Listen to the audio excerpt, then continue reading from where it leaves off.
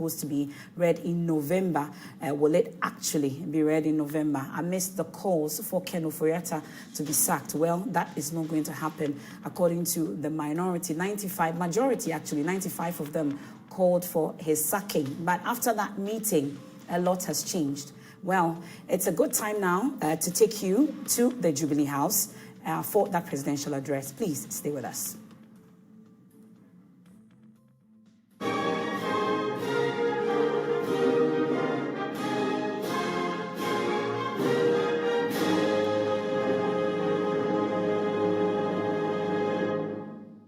Fellow Ghanaians, good evening.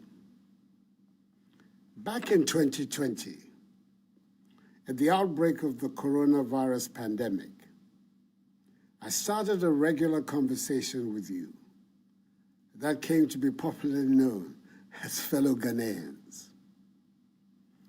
It was a time of great fear of the unknown, and the entire world felt at risk. I came into your homes regularly to tell you what the experts were discovering about the virus and what we should do.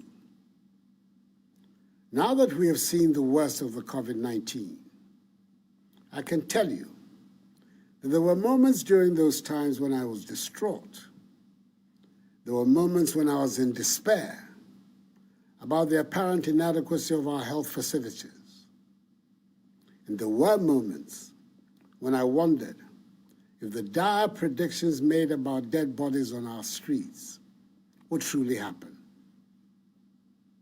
But I knew that I owed it to all of us that as your president, I had to hold my nerve, show leadership, and take us out of the crisis.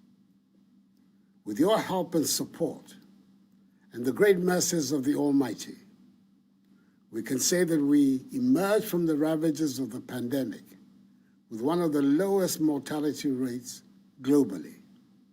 In fact, Ghana's handling of the pandemic won universal acclaim.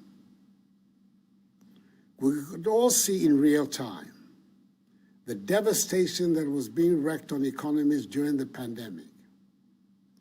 But I doubt that anyone imagined the extent of the damage. Our economy here in Ghana, like many, many others around the globe, was thrown into turmoil. When I said, at the height of the COVID pandemic, that we knew what to do to bring the economy back to life, but not how to bring people back to life, it was not said in jest. We had done it before, and we were on course to doing it again. Ghana's economy grew by a remarkable 5.4% in 2021, signifying a strong recovery from the 0.5% growth recorded the previous year in 2020 due to the COVID-19 pandemic.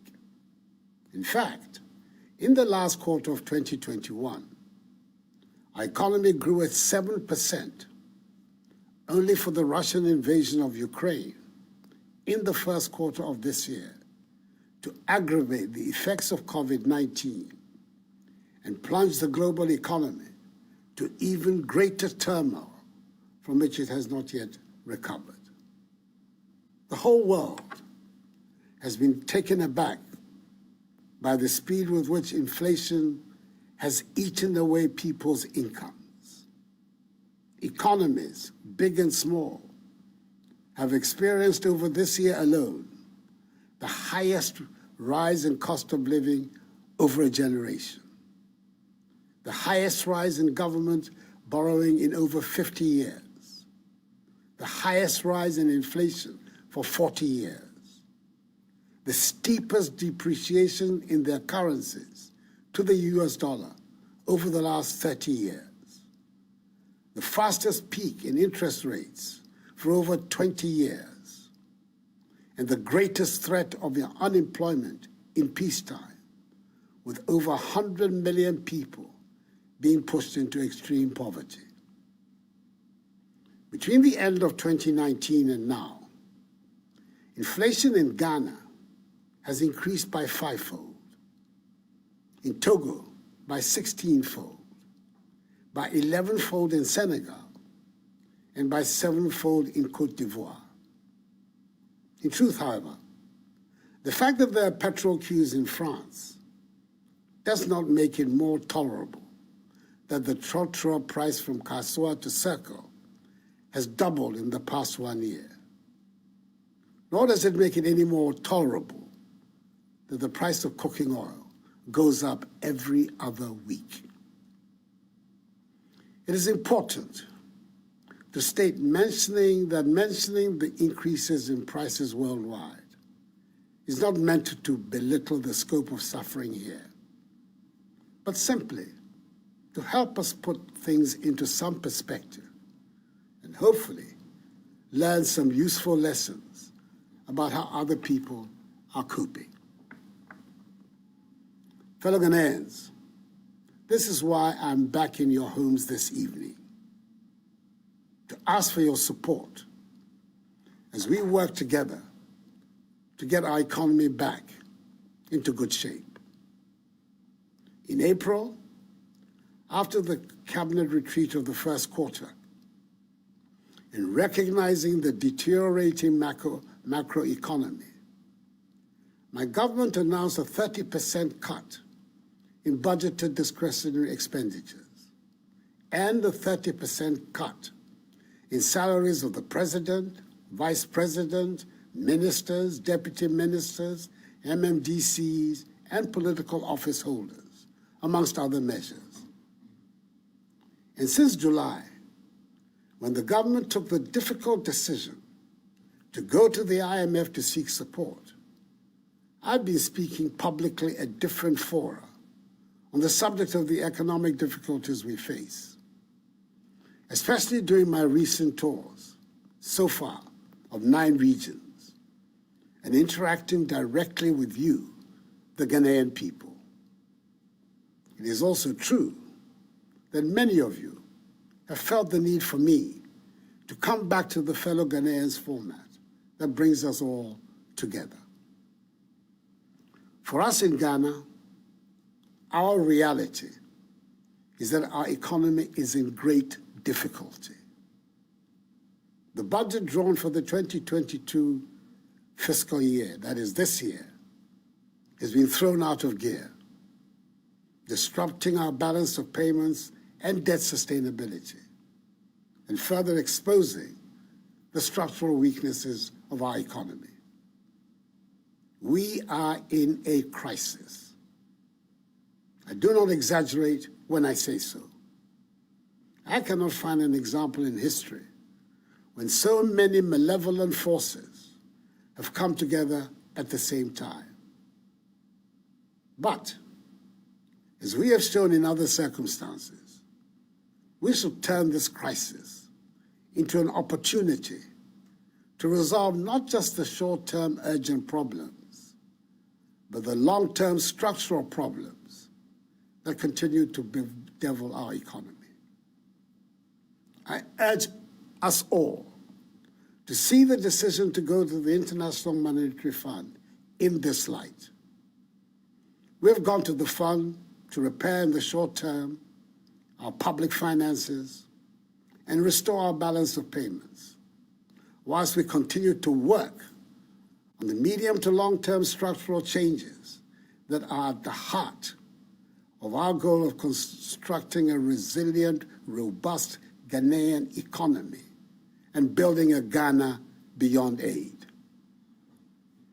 I'm able to report to you, my fellow Ghanaians, that the negotiations to secure a strong IMF program, which will support the implementation of our post-COVID-19 program for economic growth, and additional funding to support the 2023 budget and development program, are at advanced stages and are going well.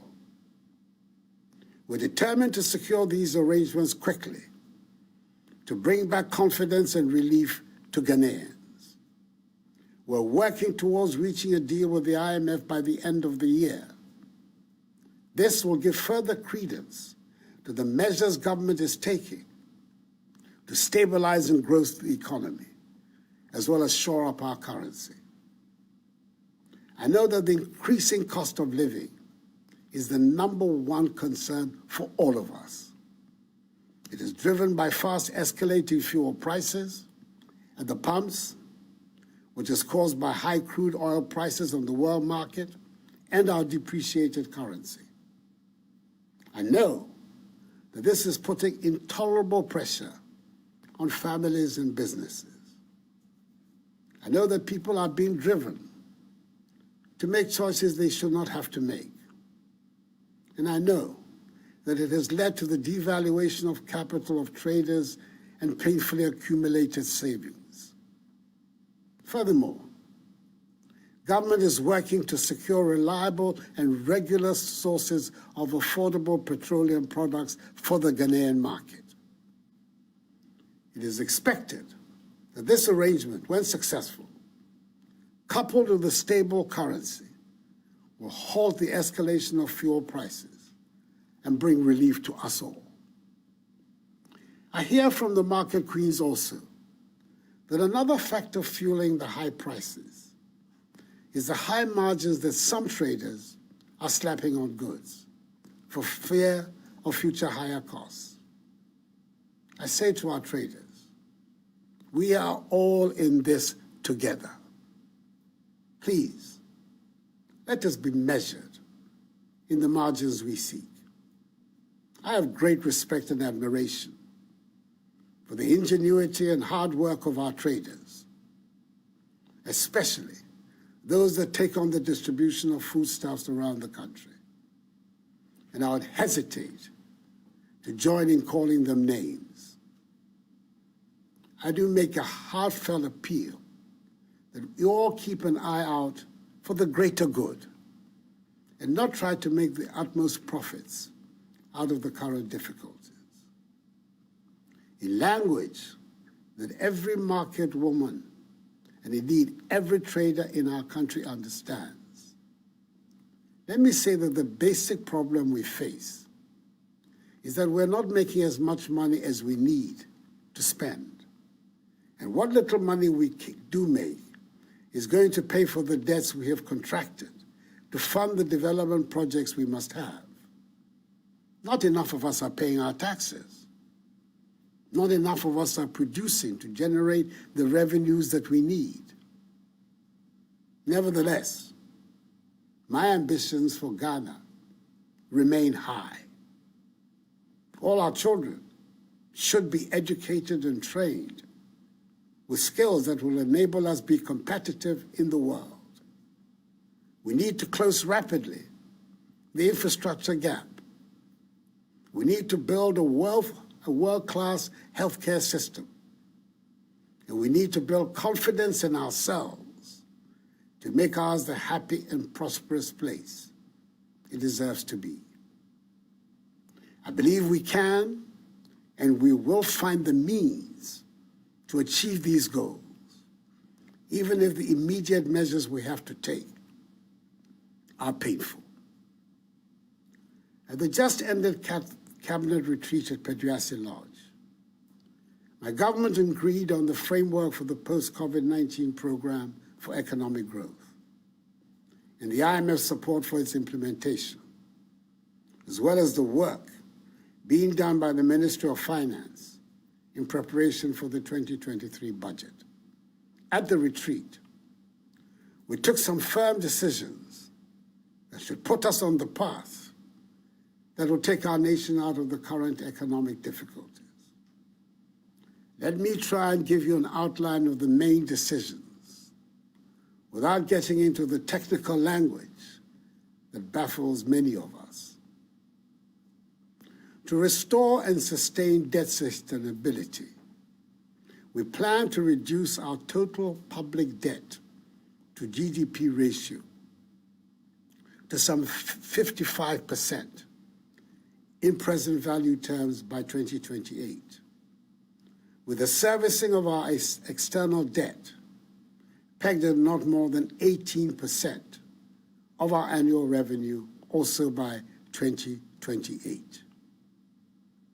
We're committed to improving the revenue collection effort from the current tax revenue to GDP ratio of 13% to between 18 and 20% to be competitive with our peers in the West Africa region. The Ghana Revenue Authority is rolling out an extensive set of measures to support the enhanced revenue mobilization. All of us must do our patriotic duty and support the GRA in this exercise. We're aiming to restore and sustain macroeconomic stability within the next 3 to 6 years, with a focus on ensuring debt sustainability to promote durable and inclusive growth while protecting the poor. We've decided to review the reforms in the energy sector, the capping of statutory funds, implementation of the Exemptions Act, and a new property rate regime. We've also decided to continue with the policy of 30% cut in the salaries of political office holders, including the President, the Vice President, ministers, deputy ministers, MMDCs, and SOE appointees in 2023, just as we will continue with the 30% cut in discretionary expenditures of ministries, departments, and agencies. My fellow Ghanaians, the success of our efforts at diversifying the structure of the Ghanaian economy from an import-based one to a value-added exporting one is what will, in the long term, help strengthen our economy. We're making some progress with the 1D1F, but our current situation requires that we take some more stringent measures to discourage the importation of goods that we can and do produce here. To this end, we will review the standards required for imports into the country. We'll prioritize the imports, as well as review the management of our foreign exchange reserves in relation to imports of products such as rice, poultry, vegetable oil, toothpicks, pasta, fruit juice, bottled water, and ceramic tiles, and others, which with intensified government support and that of the banking sector, can be manufactured and produced in sufficient quantities in Ghana. Government will in May 2023, that is 6 months from now, review the situation. We must, as a matter of urgent national security, reduce our dependence on imported goods and enhance our self-reliance, as demanded by our overarching goal of creating a Ghana beyond aid. Much as we believe in free trade, we must work to ensure that the majority of goods in our shops and marketplaces are those we produce and grow here in Ghana. That is why we have to support our farmers and domestic industries, including those created under the 1D1F initiative, to help reduce our dependence on imports and allow us the opportunity to export more and more of our products and guarantee a stable currency that will present a high level of predictability for citizens and the business community. Exports, not imports, must be our mantra. Accra, after all, hosts the headquarters of the Secretariat of the African Continental Free Trade Area. Fellow Ghanaians, as the French would say, l'argent n'aime pas le bruit. To wit, money does not like noise. Sika mpe dede. Where there's chaos, where there's noise, where there's unrest, you will not find money. If you talk down your money, it will go down. If you allow some unidentifiable person to talk down your money, it will go down. The recent turbulence on the financial markets was caused by low inflows of foreign exchange and was made worse in the last 2 to 3 weeks, in particular, by the activities of speculators and the black market. An anonymous 2-minute audio message on a WhatsApp platform predicting a so-called haircut on government bonds sent all of us into banks and forex bureaus to dump our CDs, and before we knew it, the CD had depreciated even further. All of us can play a part in helping to strengthen the CD by having confidence in the currency and avoiding speculation. Let us keep our CD as the good store of value it is. To those who make it a habit of publishing falsehoods which result in panic in the system, I say to them that the relevant state agencies will act against such persons. Indeed, some steps have been taken to restore order in the foreign exchange markets, and we're already beginning to see some calm returning. We will not relent until order is completely restored. The following actions have been taken thus far.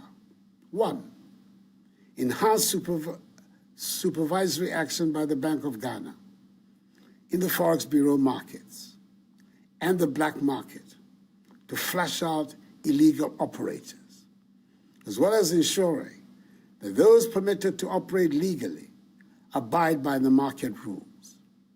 Already, some Forex bureaus have had their licenses revoked, and this exercise will continue until complete order is restored in the sector.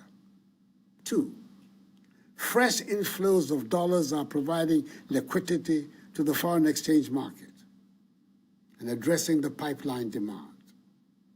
3, the Bank of Ghana has given its full commitment to the commercial banks to provide liquidity to ensure the wheels of the economy continue to run in a stabilized manner till the IMF program kicks in and the financing assurances expected from other partners also come in. 4, government is working with the Bank of Ghana and the oil producing and mining companies to introduce a new legal and regulatory framework to ensure that all foreign exchange and from operations in Ghana are initially paid to banks domiciled in Ghana to help boost the domestic foreign exchange market. And 5, the Bank of Ghana will continue and enhance its gold purchase program. I'm confident that these immediate measures designed to change the structure of our balance of payment flows, sanitize the foreign exchange market to ensure that the banks and Forex Bureau operate along international best practices, together with strengthened supervision, will go a long way to sanitize our foreign exchange market and make it more resilient against external vulnerabilities going forward. Over the course of this week, I've had several fruitful engagements with the Trades Union Congress and Organized Labor, the Ghana Employers Association, the Association of Ghana Industries, the Ghana Association of Banks, the Private Enterprise Federation, the Association of Forex Bureau Operators, the Association of Market Queens and Women, all of whom represent important stakeholders of the Ghanaian economy. They expressed their concerns and proposed solutions on how best to solve our problems. I've been encouraged by the enthusiasm of these interest groups to help government to address these challenges, and I intend to continue these engagements with other groups. I also want to assure all Ghanaians that no individual or institutional investor, including pension funds, in government treasury bills or instruments, will lose their money as a result of our ongoing IMF negotiations. There will be no haircuts. So So I urge all of you to ignore the false rumors. Just as in the banking sector cleanup, government ensured that the 4.6 million depositors affected by the exercise did not lose their deposits. And minim sɛ asetena mu ayɛ den. Nanso mo bi ampa aba. Monkɔ so nyɛ gyidie wɔ aban no mu. Nhyehyɛeɛ a ɛtumi ma free SHS, any one district, one factory, ɛbaa mu no. Nhyehyɛeɛ a ɛboa ma yɛtumi pam corona yareɛ no firi ɔman no mu. Saa nso na maban ɛtoto nneɛma yie. Saa mmerɛ ɛma ahotɔ aba ɔman mu. Na minim sɛ gyidie no ɛwɔ me mu no ɛkyerɛ sɛ ɛko no ɛyɛ Onyankopɔn ne ko.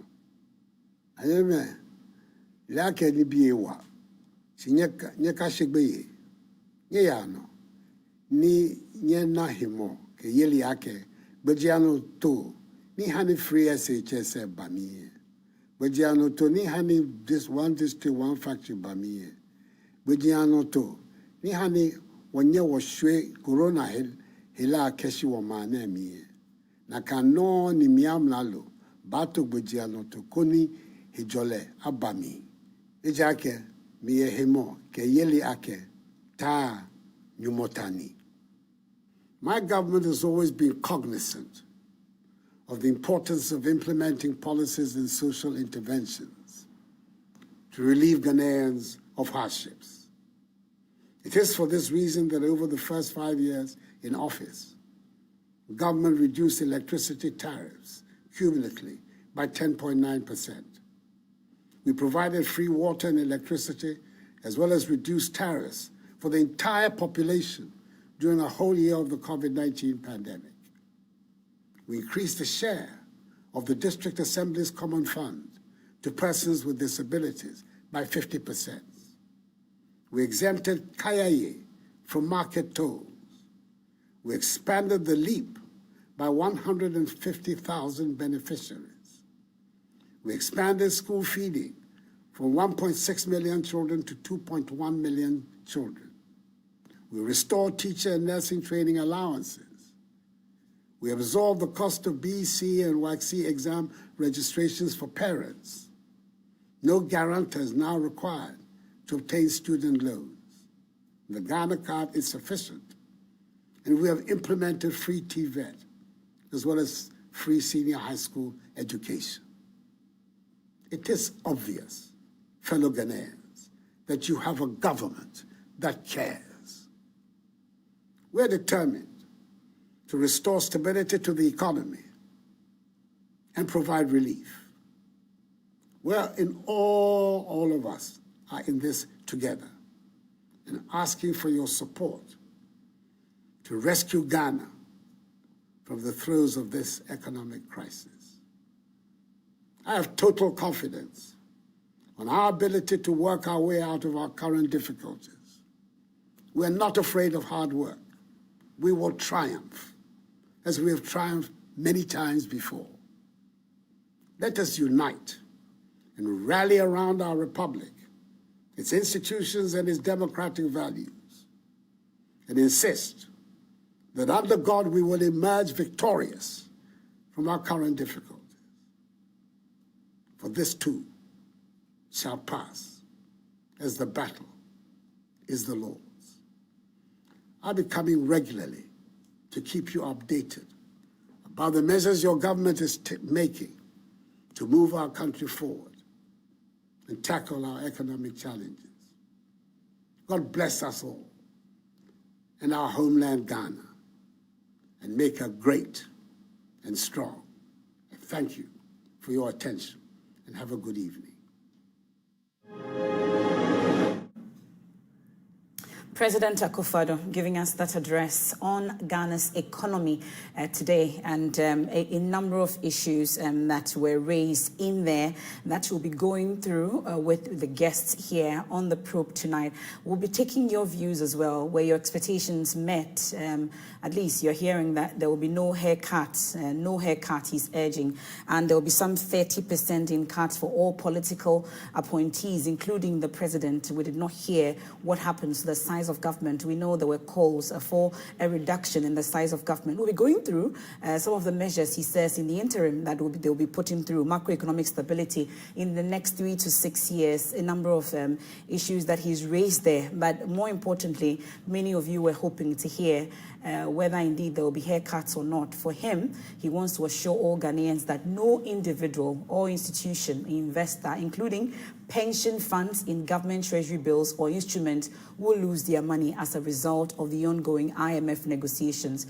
There will be no haircuts, I quote him. So he's urging all of you to ignore the false rumors. And also, he's talking about the city, Sikam Pedede, as according to what we've heard from the president, and that those who are peddling these falsehoods, state agencies are coming after you. We all have a role to play in strengthening the city. We'll go through them. But let me quickly bring in my guest tonight, and hopefully we'll hear from you as well. I know you're typing, tweeting on Twitter and all our social media platforms. I'll take all your views, worry not. We're here because of you. And let me start with Mr. Martin Pebu. He's with me in the studios. I also have via Zoom Dr. Priscilla Chumesi-Bafo. She's a senior lecturer at the University of Ghana Business School. We hear the views of GUTA. We hear the views of the GPRTU. There were those that the president met. They met organized labor.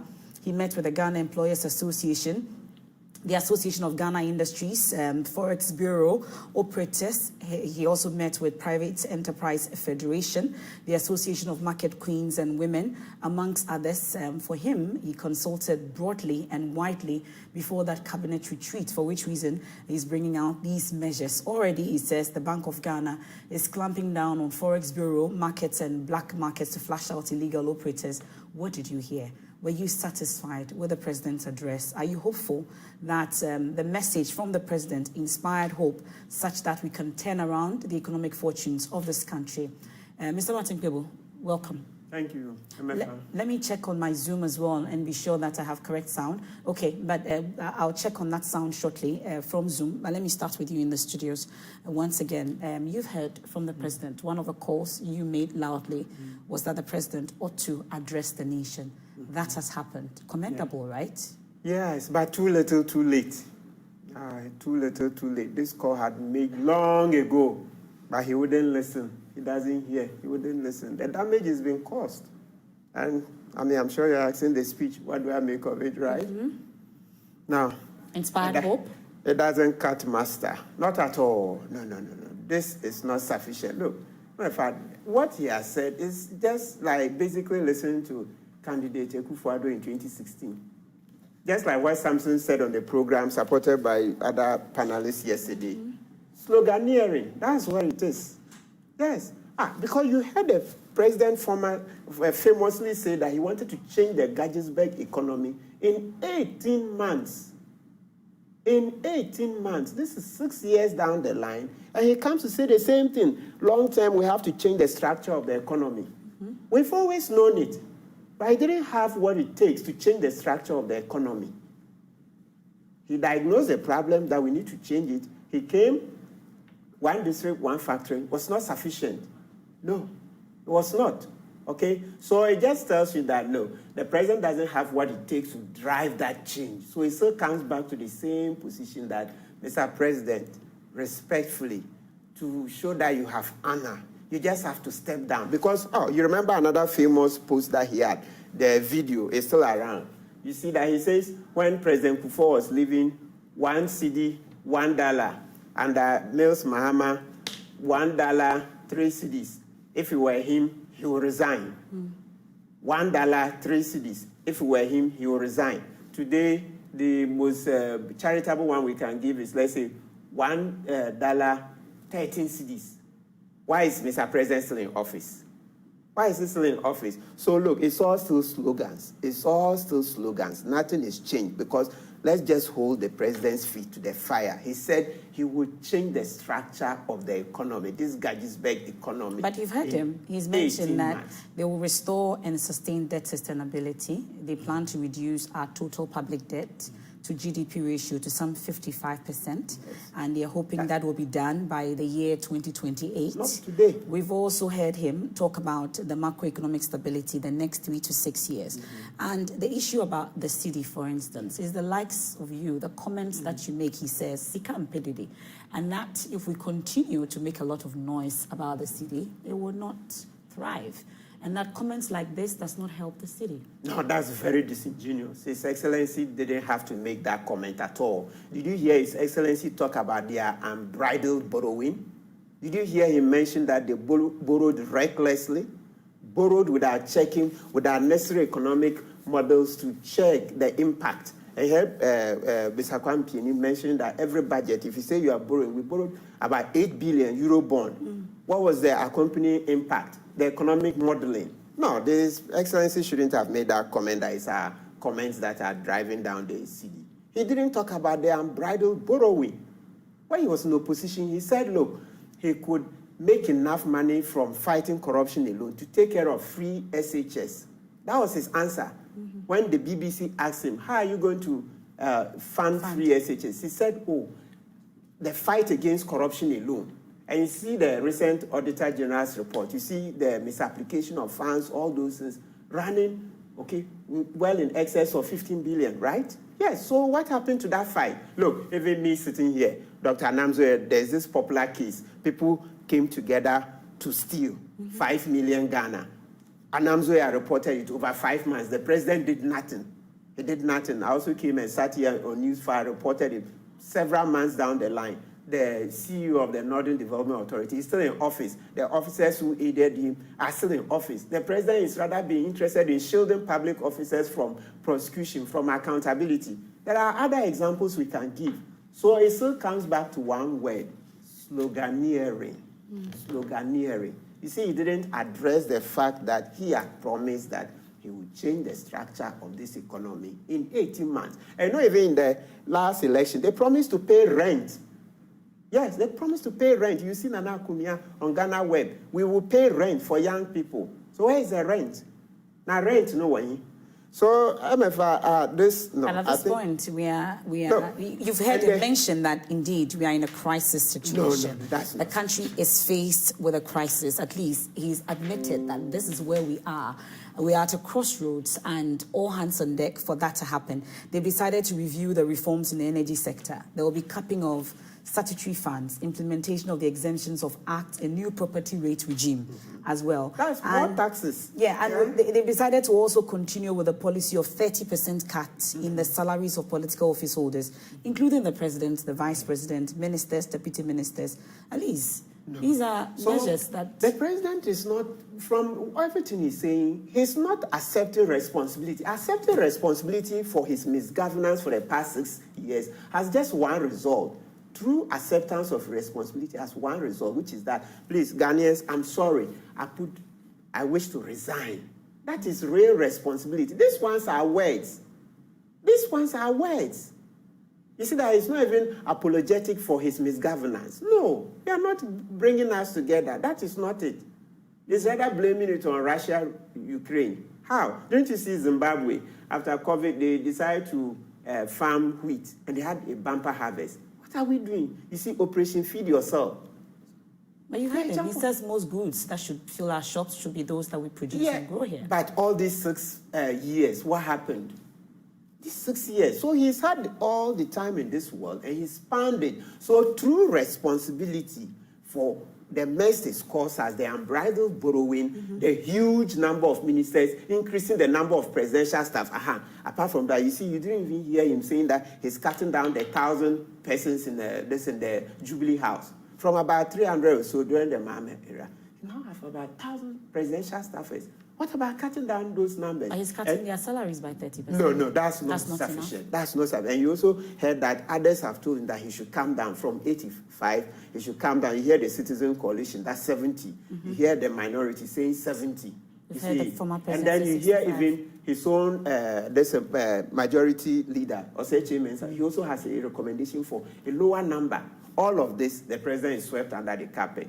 So it's only one word, sloganeering. The president is not in a mood to do what it requires. Okay. Rather, he's planning to increase taxes. You increase property taxes. Yes. I'll come back to you on what you were actually expecting to hear from the president in that address and going forward. But let me bring in Dr. Priscilla Chumisi-Bafo, also joining us via Zoom this evening. We are grateful for your time here on The Probe, and we'll take your comments as well, you watching us on via social media, and all the comments that you're posting. We'll take time and go through them as well on whether your expectations were met from that presidential address. Dr. Chumisi, let me find out from you, first of all, your initial reaction listening to the president. Were your expectations met? Thank you very much, Arafa. Good evening, and good evening to your listeners and viewers. I believe that overall we are expecting, and for that matter, we expected the president to come and instill hope. And, when you look at the statements, his demeanor, this is a leader who is acknowledging the challenge that we face. And so for that matter, you find that at certain stanzas in the speech, you could tell that he was putting himself in the shoes of the ordinary Ghanaian. The fact that people are losing their savings, being robbed due to high inflation and depreciation of the currency. And as a leader in turbulent times like this is what one expects. So for me, I think that the president came to sort of speak to the ordinary Ghanaian, and for that matter, settle the level of uncertainty that is around. And you can tell that he is giving hints as to agreements with the IMF, where likely the agreements have reached, and that we probably will get some finality by the end of the year. All these are issues that will sort of settle the high level of speculation that is occurring. Because, for example, the major challenges we are facing now, we are looking at the sharp depreciation of the currency, which is also feeding into pricing of goods and services. And indeed, a lot of people are panicking. Market women are increasing prices because some want to cash in, others also are not sure whether they'll get the value to restock. So in moments like this, you would want a leader to speak and also assuage the fears of people in the short term. But as to how effective this will be in the short to medium term, these are issues that will solve problems and settle the uncertainty in the short term. But in the medium term, we need to see that actions are being taken. And for that matter, you could tell that he outlines a number of issues that they are trying to use to tackle. These are no new issues. I must admit, these are issues that we have spoken about, particularly with regulation and tightening the supervision of the forest market. It is something that needs to be done so that people who speculate to make money on the depreciation of the currency, their activities can be brought to the barest minimum. Well, but listening to him, admittedly, you said that most of the things are not new, and we're hoping that by tomorrow, what would change? Listening to the president today, will anything change going forward? Because most of the things we're hearing is more like the long term. The reviewing standards required for imports into the country, prioritizing imports, the issues that he's talked about when it comes to the BOG clamping down on certain forex bureaus, amongst others. Going forward, what will happen by the end of the year? What would change, you would say? So indeed, by the end of the year, the expectation is that with the inflow of certain foreign resources that are coming in through, for example, cocoa syndicated loans, other negotiations that the president is hinting, for example, for the importation of fuel, for instance, we expect some level of stability. And particularly at this moment in time, what we are looking for is stability in the macroeconomic indicators, stability in prices, for instance. So if we can get the depreciation rate to stabilize, then indeed you could say that there will be some level of predictability in the economy, because as it stands, nobody can predict anything at all. And so based on that, I would say that, yes, this is a peculiar situation in the sense that it is not a health challenge where you would come to tell people to stay home and wash their hands. These are realities in terms of living standards of people. But the level of uncertainty that existed prior to this speech was quite high. And then we expect that policymakers and the president, who is the driver of that seat, to come and tell us what exactly are being done. But truth be told, I particularly was not expecting anything different, because the reality is that the theory is there. It is a fact that we need to follow. We have to generate enough revenue. We have to cut down on expenditure. These are issues that we know, and we have to go get to work with it. Issues of property taxes, we have spoken about it years on end. The reality is that the people that own resources are chipping more, and on the other hand, on the expenditure side, we need to cut our quotes according to our fabric or whatever. So in that sense, you can tell that the president is hinting that, yes, GRA will be going out. These are difficult times, and on that route, I believe that a bit of caution needs to be taken, because we are cutting back, right? And then the situation is quite biting. And if GRA is also on the doors of people demanding a lot of tax revenue, then it means that it becomes a bit unbearable. But for me, there is nothing in there that was not expected. The reality is that we need to get back to basics, generate enough revenue, and spend according to what we have to bring down the extent of borrowing, and also bring back our debt to sustainable levels, which is what is required before the IMF program anyway. Okay, so the specific announcement that there will be no haircut, and then also the depreciation of the cedi, the issue about speculations and security agencies clamping down on such persons who are actually causing the speculations, amongst others. Are you hopeful that the market will start reacting from tomorrow?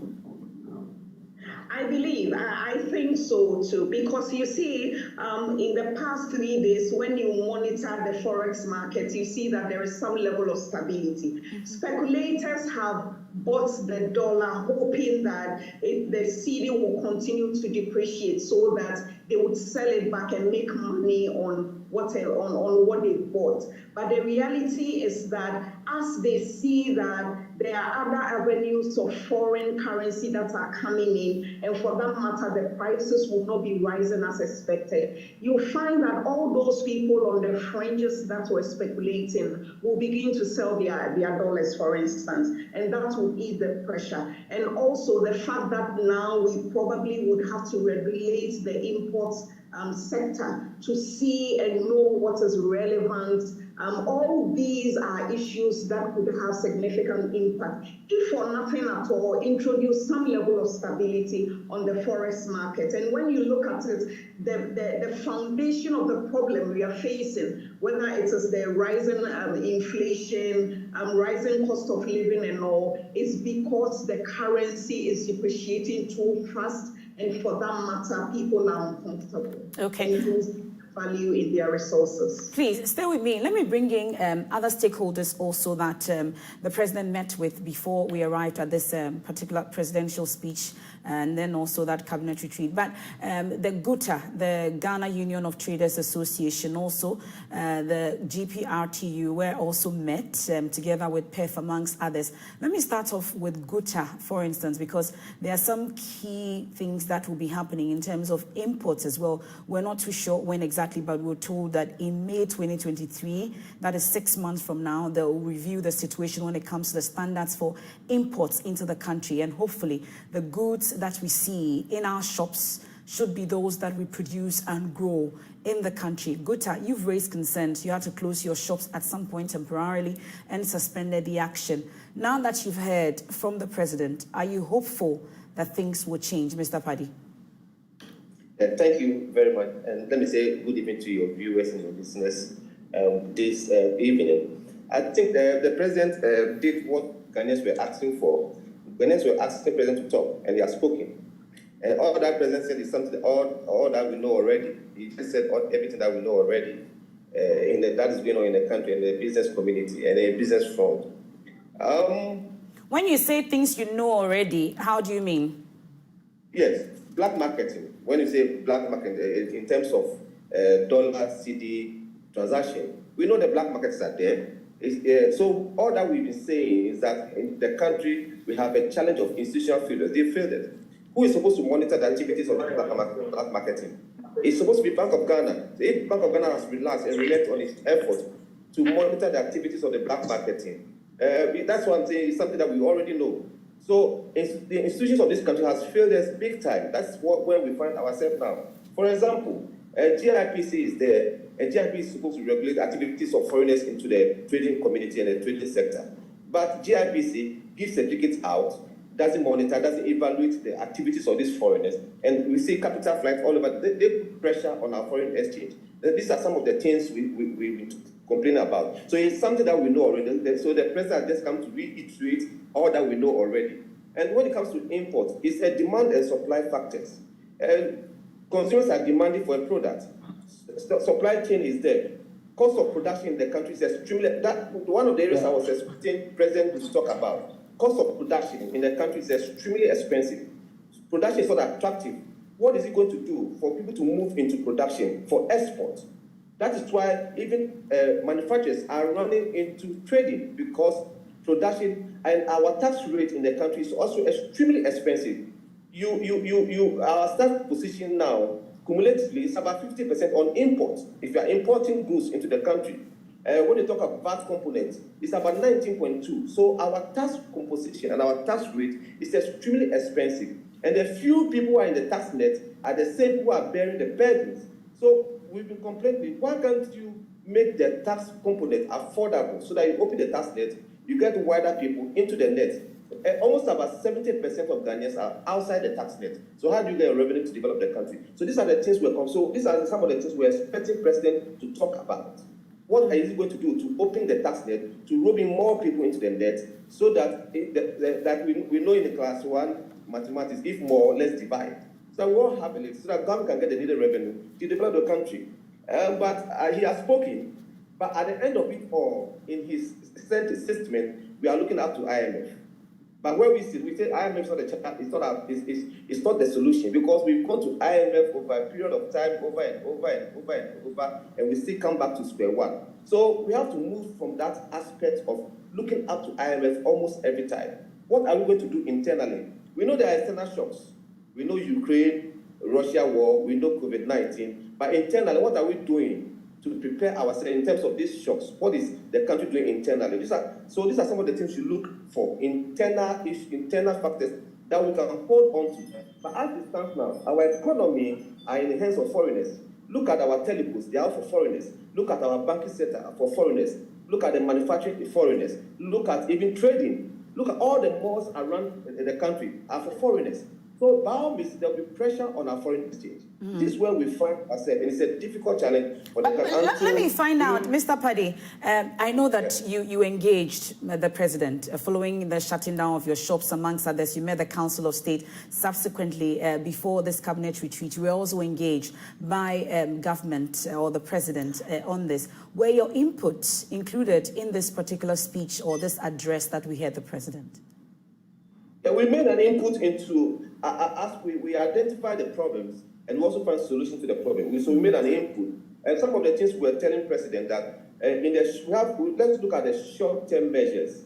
You know, we have the short and the medium and the long term. So the short term is what can we do to make price stability, like we complained earlier on, almost every day price keep on increasing. So to have price stability, why can't you peg the rate of calculating duty at the port?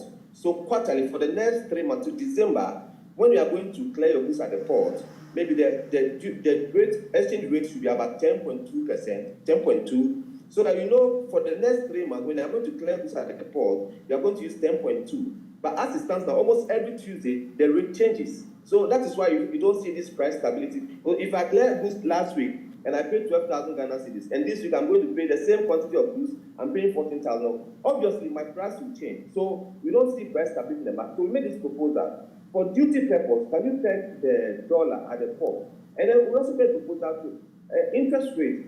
Now, Bank of Ghana policy rate is about 24%. And commercial banks are giving it out almost about 38 to 40%.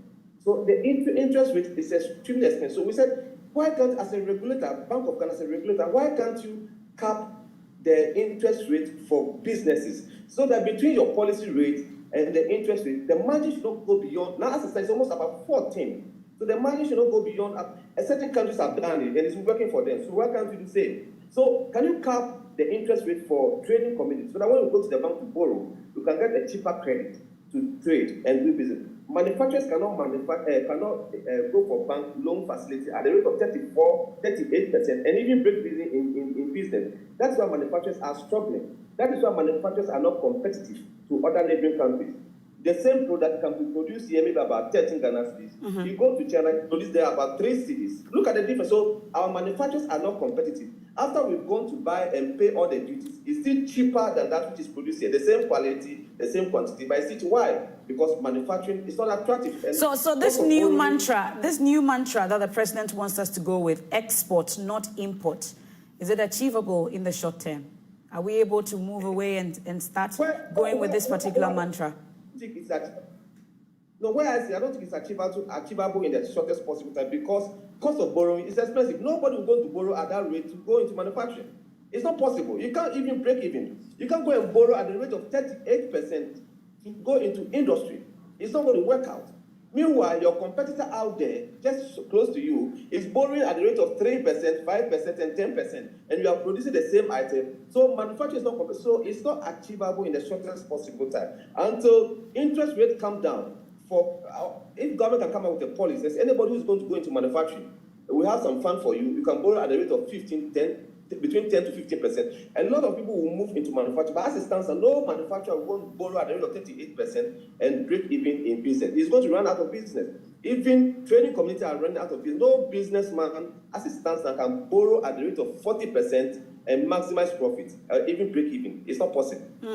So, Mr. Paddy, in letting you off, did the president inspire hope in you and your members with this address this evening?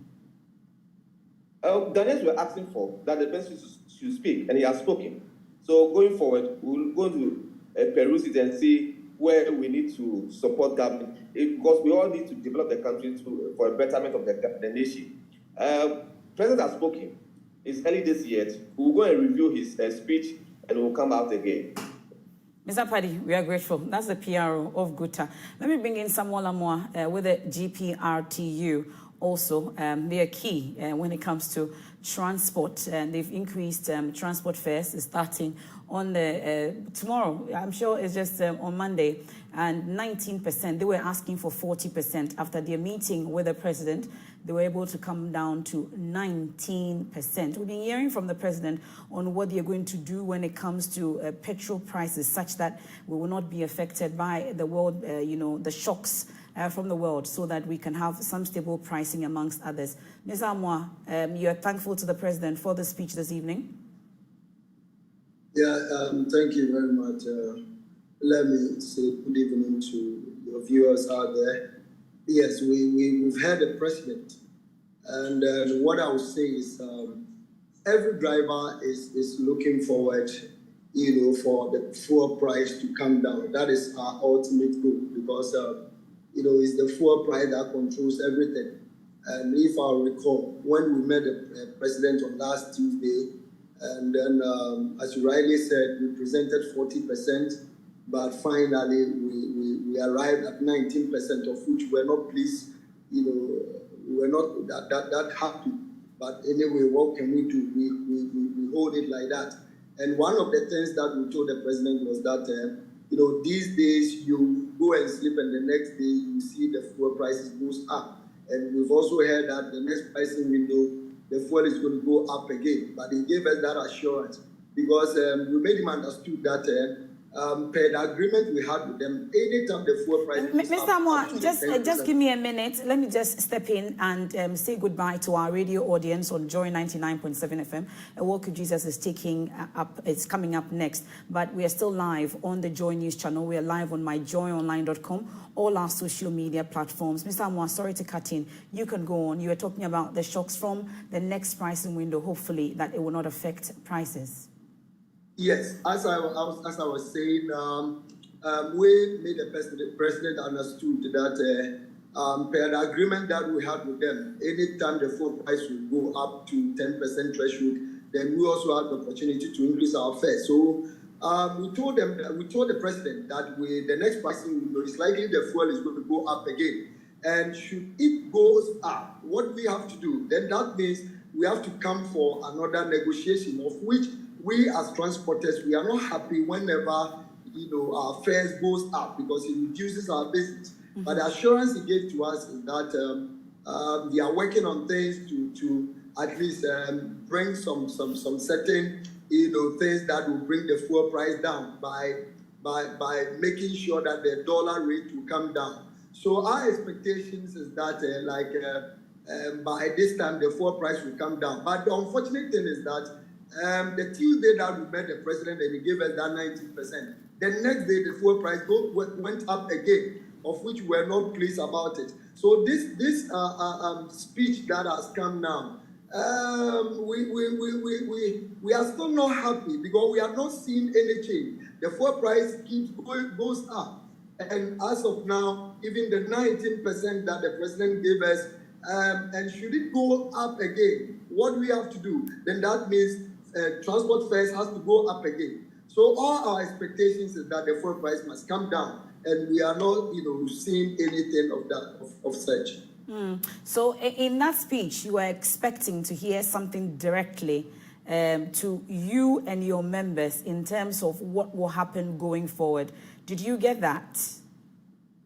Actually, if I heard the president right, we heard him saying about making sure that the city will gain its weight for the dollar to come down. And we all know that, whenever the dollar goes up, that affects everything, including the OMCs going out there to go and buy the fuel to come to the country to sell. So that is what we heard. But the thing is, he has said it. But the question is it going to happen? Because this is something that we do here, that they are working on things, the fuel will come down. That is why way back from May, where we were supposed to increase our transport fares from July. We didn't do that because of the promises they keep But giving. Your president has told you it will happen. Why are you not hopeful it will happen? Your president says it will happen. Why don't you think it will happen? The reason is that this is some promises that we do here, because as I told you earlier on, we were supposed to increase this fare way back in July.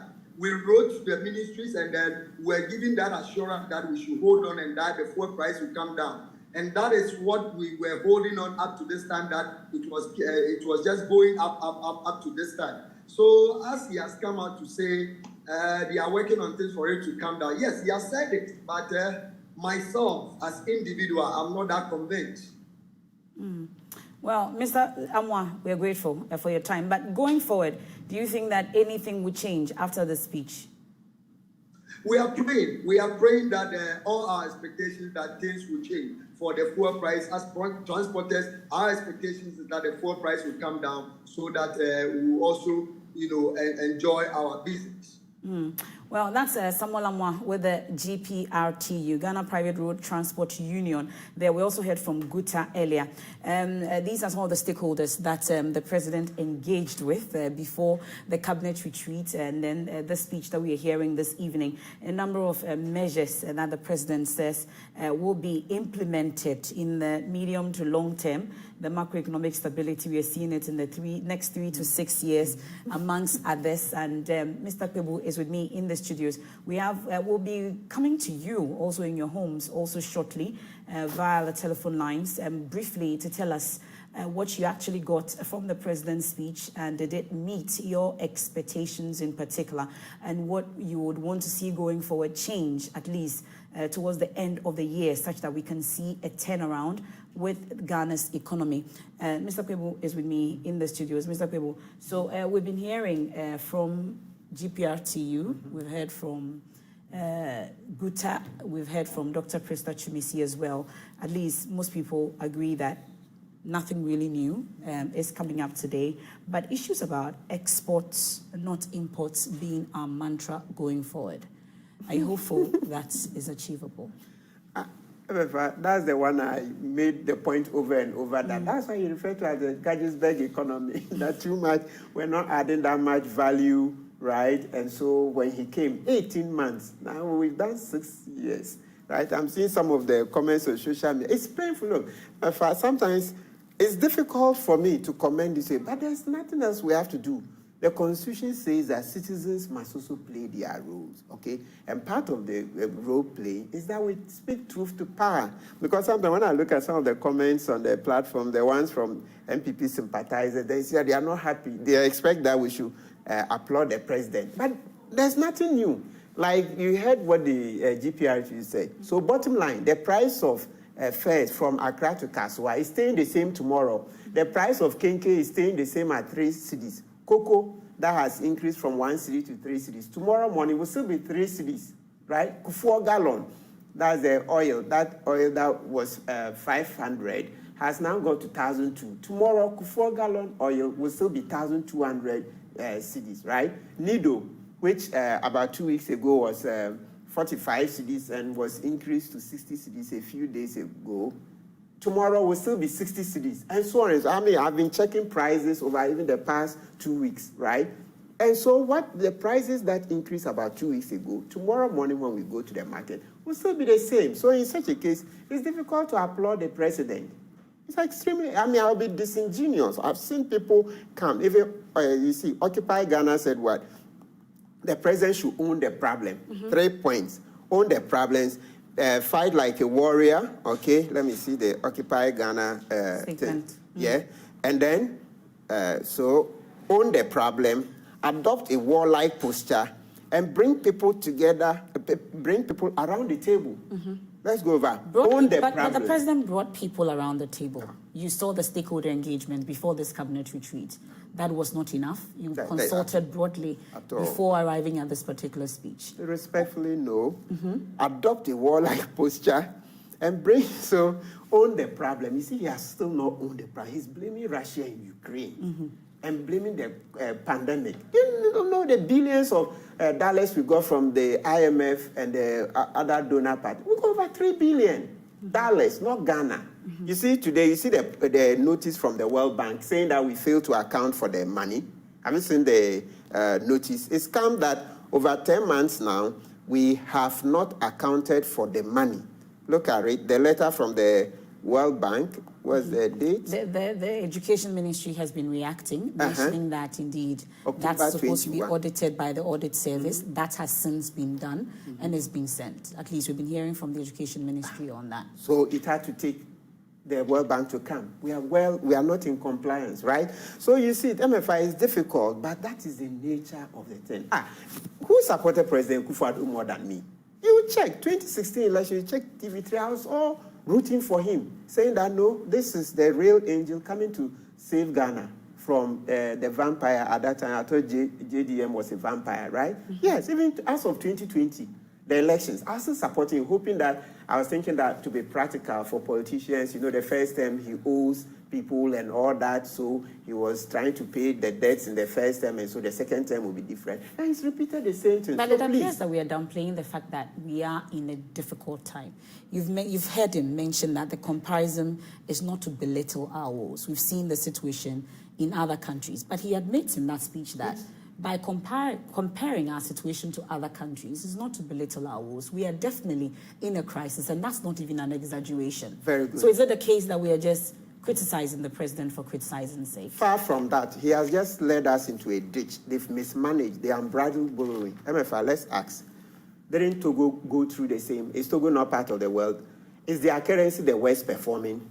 Burkina Faso, we buy a lot of tomatoes from Burkina Faso. They are even grappling with insurgents and terrorists here and there. Yet we import millions of dollars of tomatoes from Burkina Faso, Nigeria, right? And so on and so forth. Côte d'Ivoire. Why is it that their currency is not the worst performing in the world, and Ghana has the worst performing currency? Why? And then you compare it. Some of the countries have created jobs. Ours, look at it.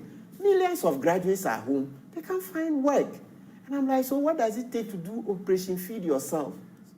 Operation Feed Yourself. A champion tried it until date. This is one of the best things that he left with us. If you read Professor Ajimanduye's book, that's for those who are too young to have followed the history. You read Professor Ajimanduye's book, he talks about, extols a champion for the Operation Feed Yourself. Look, let's repeat with all the strength we can master.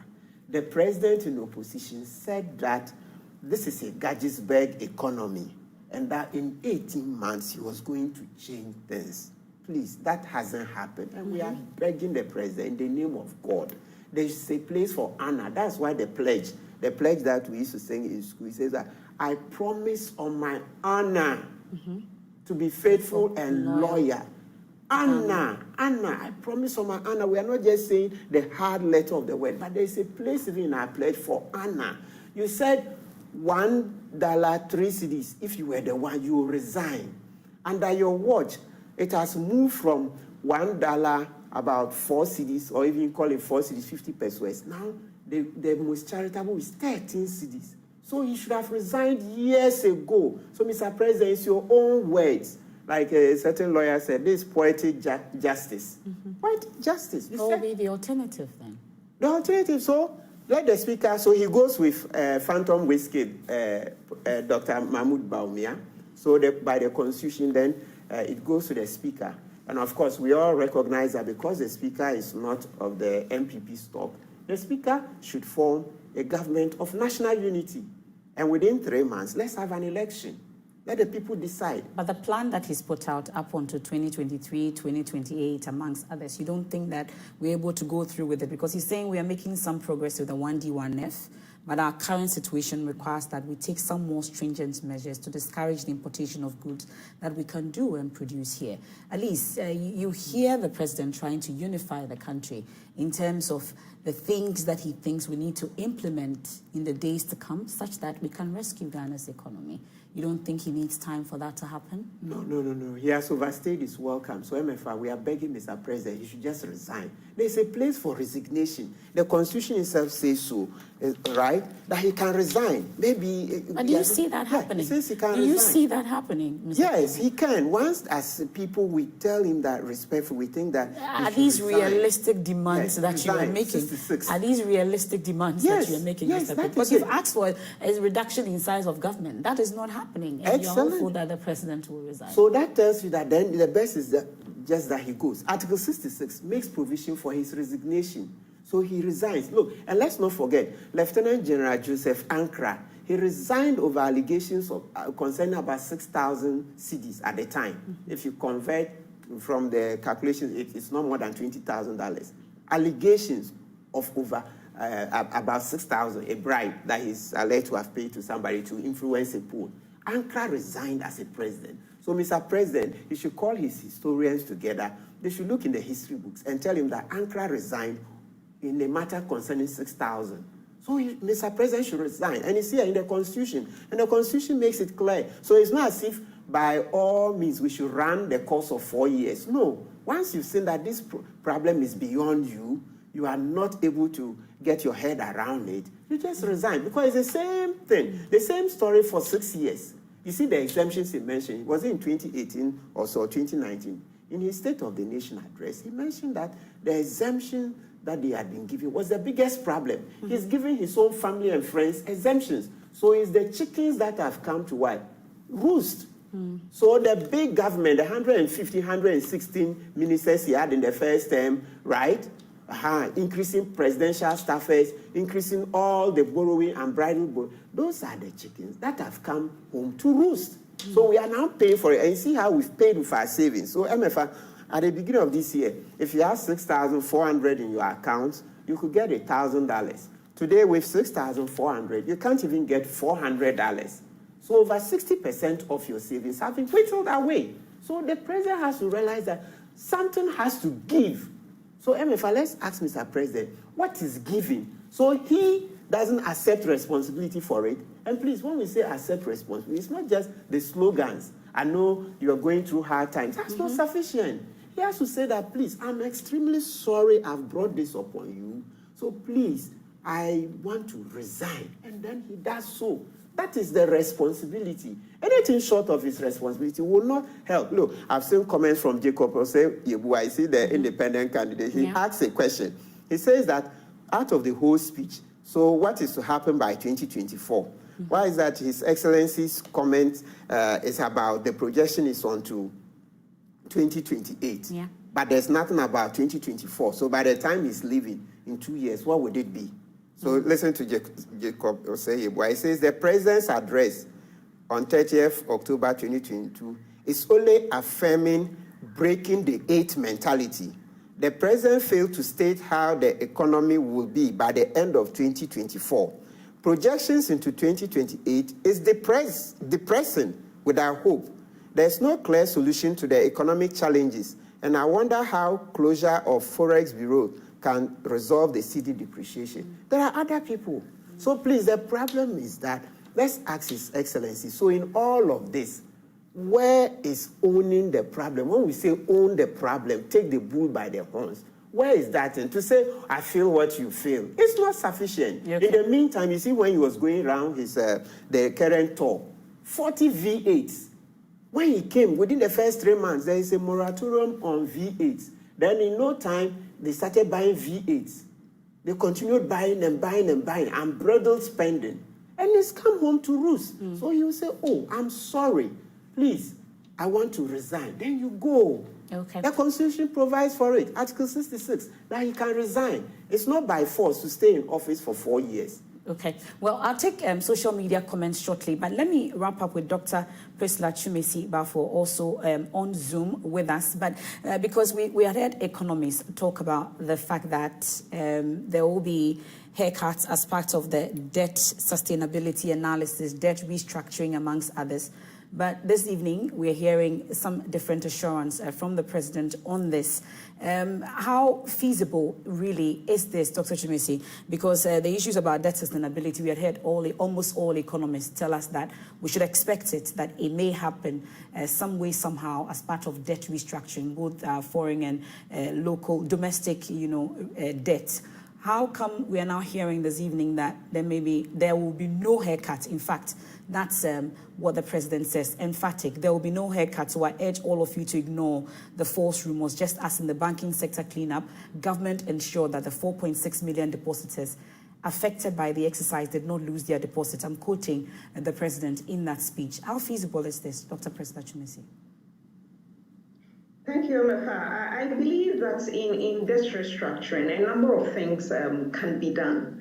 And so, for example, there could be negotiation for postponement of the servicing of the debt, for example. There could be negotiation on interests that have been agreed. And simply, when we talk about haircuts, it's basically getting value that is less than what one anticipated when going in for the investment. So in this restructuring, I believe that if the president says there will be no haircut, it means that they are negotiating for extended period for the payment of the debt. So for example, if your bonds mature in 6 months, there could be an agreement that government will pay you in 7-8 months time, so that we postpone the payment and spread the debt burden. And indeed, I mean, this is a welcoming news in the sense that a lot of people were on edge, people were discounting their bonds at a very high rates because they were scared they were going to lose the value of their investment. So I believe that is a welcoming news, and it will be good for financial stability and the stability of the financial system as well. Because when people lose credibility in the financial sector, they end up withdrawing their monies and keeping them out of the banking sector. And we know that the financial system needs the resources to be able to hustle it and move it around for deficit spending units to be able to invest the monies in productive activities. So this is a welcoming news. We are yet to see how feasible that will be. In the short term, the president wants to assuage our fears and sort of calm the environment so that people that are panicking would see that there's no point in that.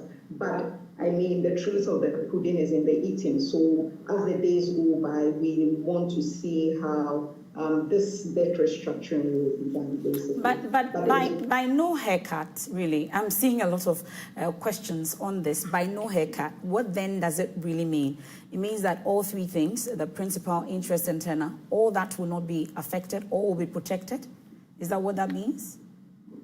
Evidently, I mean, if you invest and then based on the interest rates, you expect a certain amount, let's say 10,000 Ghana cedis, and there is no haircut, then it means that you should get your 10,000 Ghana cedis back.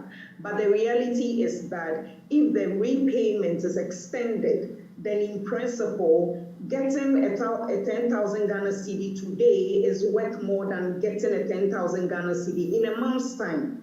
You see, so in that sense, if it leads to postponement and undue delay in government paying back its commitment in terms of borrowed funds, then people are not taking haircuts, but they are taking delay in the settlement of the debt. And that in principle, I mean, people can explain that, yes, so long as you are extending it and halting the repayment period, in principle, people are losing value, because if they had taken the money and invested it, they could have earned something on it. But the reality is that it is a risk that comes. We say that government is a risk-free asset, but investment. But the reality is that this is telling us that no investment is risk-free, and for that matter, whatever it is, that is why government is trying hard so that it builds confidence to say that, yes, indeed, when you lend your money to the government, you can sleep and know that you get your money back. But these are turbulent times, and they should do it innovatively so that people do not lose hope in the financial sector. Okay, well, that's the assurance that we are getting from the president. But just before I let you off, though, we're hearing about the 30% cut, at least that's not new, in salary of government appointees, and he says it remains, including that of the president, and then also the vice president and other appointees. But really, there were calls also for a reduction in size of the government, for instance. In terms of leadership, at least the president has admitted that the economy is in great difficulty. We are in a crisis, and he mentions that he's not even exaggerating. Are you satisfied with this particular intervention? Because this is not new. Were you hopeful that we'll see more in terms of leading by example from the top in terms of what they're doing, since we are all in a crisis situation? Indeed, when a crisis of this nature emerges, you would want leadership to set the tone, and for that matter, cutting down on expenditure, cutting down on the salaries of government appointees. All these are indicators. The reality is that these would not mean much in terms of the effect it has on the consolidated fund. But it's an indication that really you appreciate the issues and you are taking steps to sort of reduce the extent of hardship that is on the general public. In terms of cutting back on the size of government, I believe that some of us were expecting that we'll see something like that, but it's unfortunate we have not seen anything that in that regard. Because in terms of the size of government, it is still quite large and it comes with a lot of budgetary implications. But the reality is that it's just a signaling issue, really. The savings that are made there are not that much. But if we are in crisis and we need to put all hands must come on deck and make savings here and there, GRA will be going out to be bringing all the people that are out of the tax net in there, tightening it here and there, then it's only right that leadership sets the tone, really. But I think that in the wisdom of the president, they believe that 30% cut in salaries is good enough. Okay. We are grateful. That's Dr. Priscilla Chumesi-Bafo, economist there, joining us via Zoom. Indeed, grateful for your time. Let me take a few of your comments on social media, then we can wrap up the extended version of the probe this evening. This one from Thinker Yuno says, the real meaning of things fall apart. For this, we are in it together, right? So the private jet on my mind, he says. More of the messages, let's go through them. Let's go through some of the messages. I see one from Manasseh on Twitter also saying, conclusion, the value of the city is far higher than the value of the president's address. And I saw one, your Kwame Senior says, your government told us that things will be back on track if we pay e-levy. So e-levy wasn't able to save us, breaking the 8 indeed. That's Kwame Senior's message. Matan, Mr. Sadiq, Minister, says Ghanaians have lost trust in him. We no longer trust him. All the speech someone wrote it, okay. Well, and the nation was not living it was editing, okay. And that's a message. And this one says he owns a law firm. He also was the one who won the Supreme Court case. The court should be on during holidays too, okay. And Peter Kaba says, we keep dashing money. Where's the COVID testing money? Government should slow down on taxing its citizens. Some more. Tolerance, you need it, pass him. And then Osajifo Berima says, now all the intention is on IMF, which is short-term measures. It's time we should plan for long-term and put some measures and start some process for sustainability. Dan Emba, Martin Atia, you also have something against Martin Pewoki, so I'm sure he's reacting to someone else. Is it because they give you, okay, all right. See some of the messages on our live feed then. That'll be all for your messages. But in wrapping up, Mr. Pebu, so it means that Kumipreku Reloaded is still happening? Yes, it's really do you have, I'm sure you've notified the police, amongst others, you've satisfied everything? Yes, yes. So even in spite of the speech this evening, we are still going yeah, it still has to come on. And before I go back to Kumipreku, look at a nice one that people have brought from the archives. Dr. Mahmoud Baumia in 2012. The government is blaming speculators for the fall in the cedi instead of tackling its depreciation. You see, poetic justice. Nothing new. The government is blaming speculators for the fall in the cedi instead of tackling its depreciation. Maybe the president's speech should have been shown to him. He would have edited out this so that, because it's all over social media. Yes, so MFA, back to Kumipreku. That's the right thing to do. Please, fellow Ghanaians, Saturday, 7 a.m., 5th November, please come join us. Let's do Kumipreku. We'll call on His Excellency to resign so that we can have fresh blood, fresh ideas. His Excellency goes with his whiskey, Dr. Mahmoud Baumia, so that we can have fresh blood, fresh ideas. Okay? Yeah. Okay. Well, that's how we wrap up this evening's edition of the probe. Mr. Kwebu, we are grateful for your time. We also heard Dr. Priscilla Chumesi. We also heard from the GPRTU, Samuel Lamoa, and then also from Guta, Mr. Paddy, on this. Reactions to the President's address continues right here on all our channels. You want to stay with us, myjoyonline.com, social media platforms. Keep them coming. I am MFR Paul. We have on the entire team. We are grateful for your time this evening.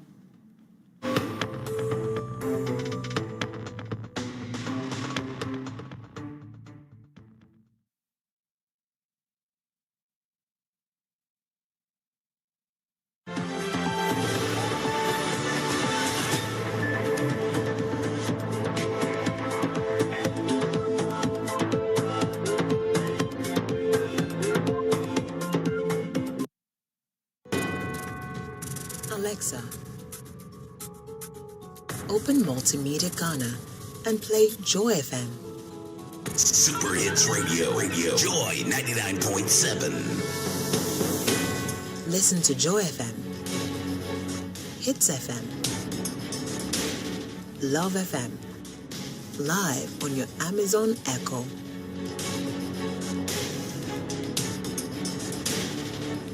Listen to your favorite multimedia radio stations live on your Amazon Echo device by saying, Alexa, open Multimedia Ghana, play Joy FM or Hits FM or Love FM. Or catch up on your favorite podcast by saying, Alexa, play, and then the name of your favorite podcast from Multimedia Ghana. For a list of all podcasts available, say Alexa. Ask Multimedia Ghana to browse programs.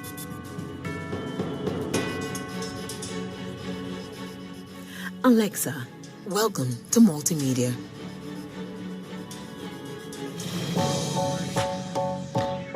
What time is it? Ghana, it's Travis Green. I'm coming home. I'm so excited. We're going up in high praise. It's going to happen Friday night, November 4th. You've been hearing about it. It's true. I'll be in the building at the Perez Dome for Adam Praise Festival 2022. Cannot wait to worship with you. Make sure you get your tickets right now. November 4th. We're going all the way up. I cannot wait. I'm bringing my whole crew. We're going to worship God. Have a great time. Also performing Soul Winners, Edwin Datson, Celestine Donko, Ohima Mercy, Jack Alolome, Perez Music, the Multimedia Choir. Friday, 4th November 2022, Perez Dome, Jowolu, from 6 p.m. to 11 p.m. for Adam Praise 2022. Tickets are 100 cedis single, 150 cedis double of Adam Praise Festival 2022. It's brought to you by DBS Industries Limited. Bosso free. Call 0240-844444. It's sponsored by... To give God your best praise, put your hands in the air. What time is it? Yes, he is. Yes, he is. I need your help, Illinois. Y'all ready to lift it up? Like this. All things are working for my good. Hey, because he's intentional. Yes, he is. He's never failing. I know that all things are working for my good. Yes, it is. Because he is intentional. Come on, if you believe it, sing it out. Never failing. All things. Come on. I know that all things are working for my good. Come on. All things are working for my good. Yeah.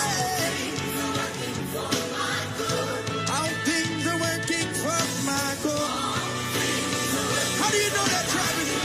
Because he's intentional. Because he's intentional. Come on. He's never failing. He's intentional.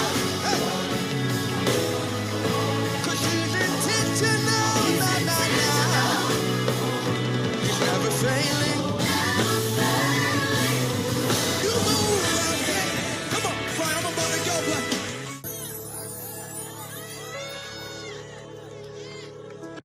Hello everyone, welcome to another special edition here on Prime Take. Today, we're having a conversation with a man who led Ghana, specifically our senior national team, the Black Stars, to the FIFA World Cup in 2006. It was the first time ever that Ghanaians were given the opportunity to see the national team participate in a global football fiesta like the FIFA World Cup. And he did so 2 more times, in 2010 and 2014. A privilege to be speaking to the former president of the Ghana Football Association, former vice president of the Confederation of African Football, former FIFA Council member, Mr. Kwesi Nyantakyi. I am Muftau Nabila Abdullahi. Mr. Nyantakyi, thank you very much for your time. Thank you How are you for doing? the opportunity. I'm good. And you? I'm also doing well. It's Nice. been a while. Yeah. Are they like I know they? You've disappeared a bit from the football space. Yes. I've gone underground. Talk to us briefly. How did you get into football? For some of us, I think out of interest and passion. I used to play football when I was young. Wow. Yes. Growing up a while, I used to play football. And that earned me the accolade Polo due to my immense skills in just like Mohamed Polo? All those polos in the world or in Ghana were named after Mohamed Polo. Wow. Yes, Mohamed Polo had a lasting effect or impression on up-and-coming football talents dotted across the country. Yeah. Every community in Ghana, not every town, every community in Ghana had a polo. For instance, in Accra, maybe you went to Dansoma and you find a polo at the Braka. So it will be Dansoma Polo. Yes. So you come to Wa, you so find... you were... No, I was not the only polo in Wa. There were other polos. Different sections of the town had polos. Okay. If you could dribble like 3 people on the stretch and that was to recognize you as a budding talent for the future and also christening you after the greatest footballer of the time when we were growing up was Mohamed Polo. So that's how you got into football?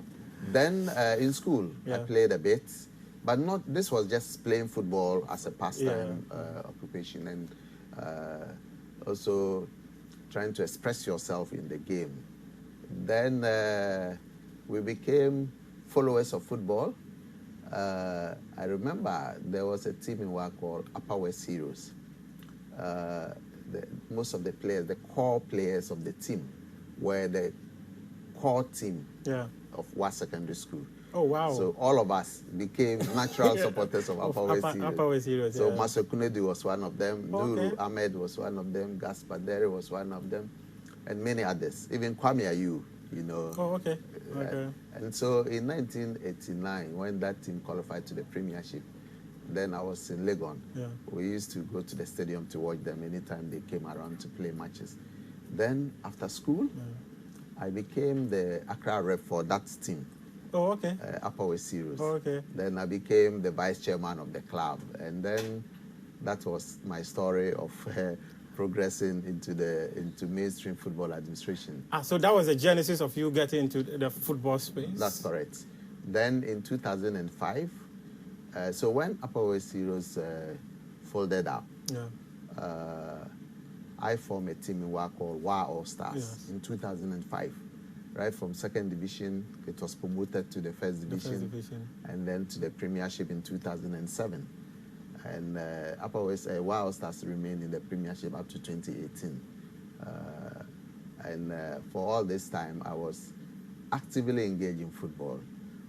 So as rep of WA All Stars, in 2000 as rep of Upper West Heroes in 2001, there were elections in Galka, and I contested and became an executive member of Galka as the representative for Division 1 clubs. Yes. And then in 2004, I contested another election in Galka as the vice chairman, which is equivalent to the vice president of the GFA? GFA. The vice chairman of Galka was the vice chairman of the GFA then? The GFA, yes. Oh, okay. Yes. Okay. This was a structure similar to what operates in England and South Africa. And in South Africa, the chairman of the league becomes the vice chairman of the FA. And then in England, the chairman of the club rep becomes the vice chairman of the FA. Okay.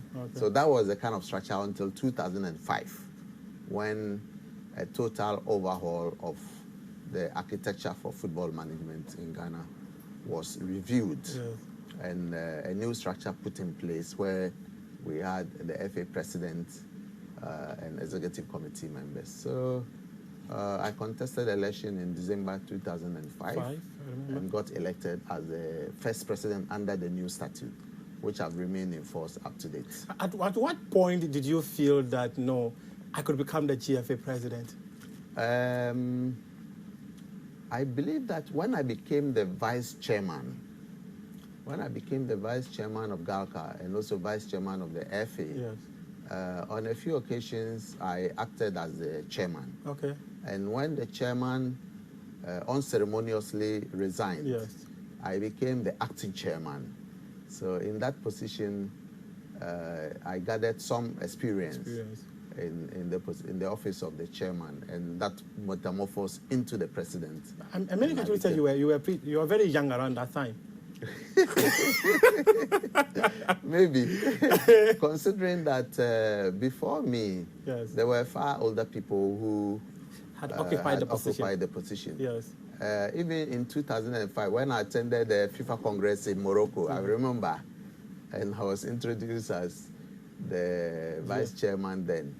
Then the delegations even from Europe were represented by very old people who were in their 70s. Wow. They marveled that somebody in his 30s could be vice chairman of the federation. And it was unimaginable.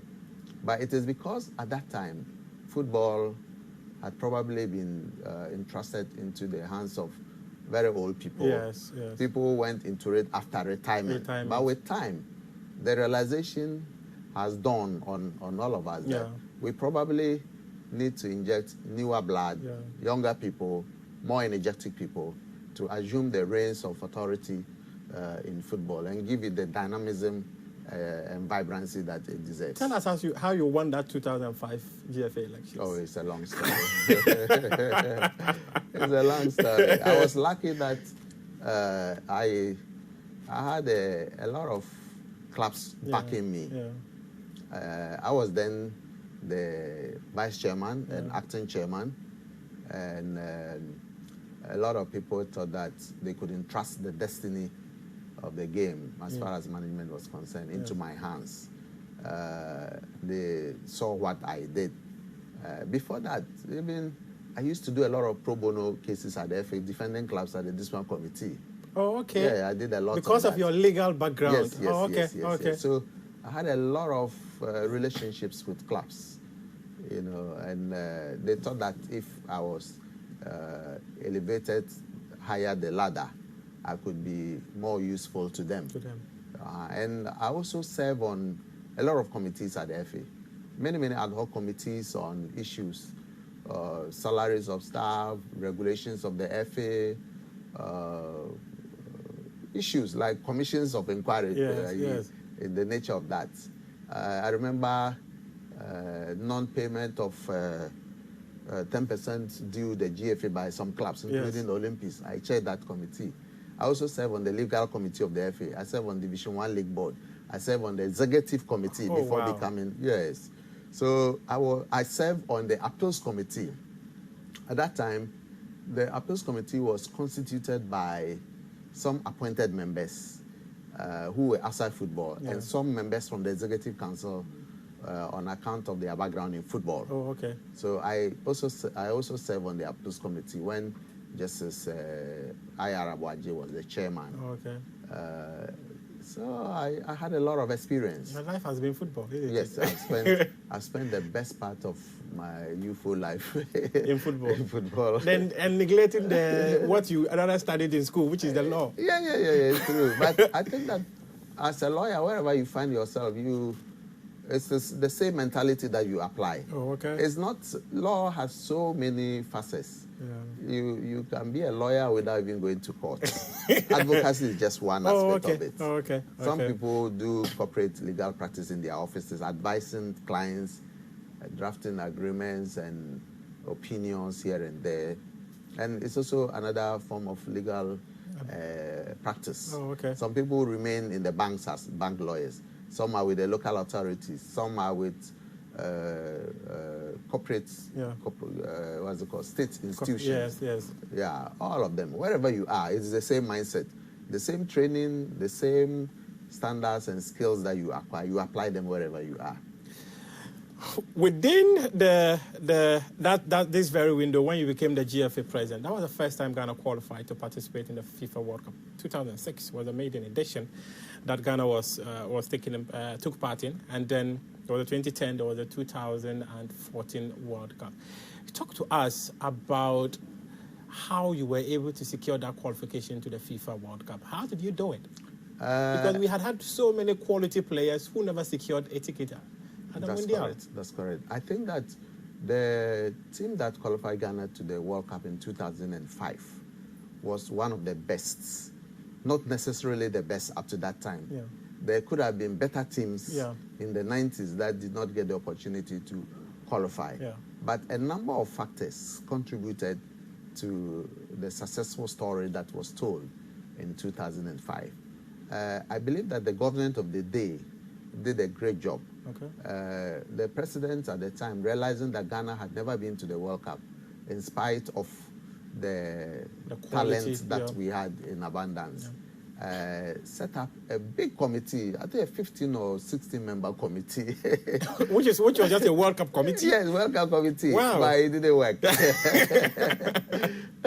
But the government was very committed. Oh, okay. President Akufo at that time decided to introduce some incentives to the team to motivate them to do their best. Yes. I remember that per diem for the team used to be half of what they earned subsequently. It was not $100 a day, but it was $50. He doubled it. Yeah. Okay. You know, he made an announcement at the Accra Sports Stadium on the eve of the team's trip to Ouagadougou to start the World Cup campaign, and the bonuses were tripled. Then, not bonuses, the per diem. The per diem was doubled. Yeah. Then the bonuses, I don't know whether there was a structured bonus scheme before 2005, but what happened in 2005 was that the bonus was more or less performance-based. Oh, okay. So government decided, bonuses were a meager sum of money. Government decided to increase it to, I think it was $1,000. They increased it to $2,000. Wow. Yes. And then just around the corner, we signed a sponsorship with our major sponsor, Gold Force Ghana Limited. Yes. So from the sponsorship, the GFA added another $1,000 to the sponsor. $3,000 was the bonus for the match. So we lost our first match in Ouagadougou, if you recall. Yes, yes. Then we had to play our second match here against South Africa. South Africa. Yeah. And the bonus was announced as $3,000. You know. So money was at the forefront of motivating the team. One of, because money is quantifiable. Yes. You can easily say, but it was not at the forefront. Oh, okay. I'm just telling you one of the contributory factors to how Ghana qualified for the World Cup. But I also believe that management was really at the forefront. Oh, okay. Because we brought some dynamism and modern management practices into the running of the team. The game.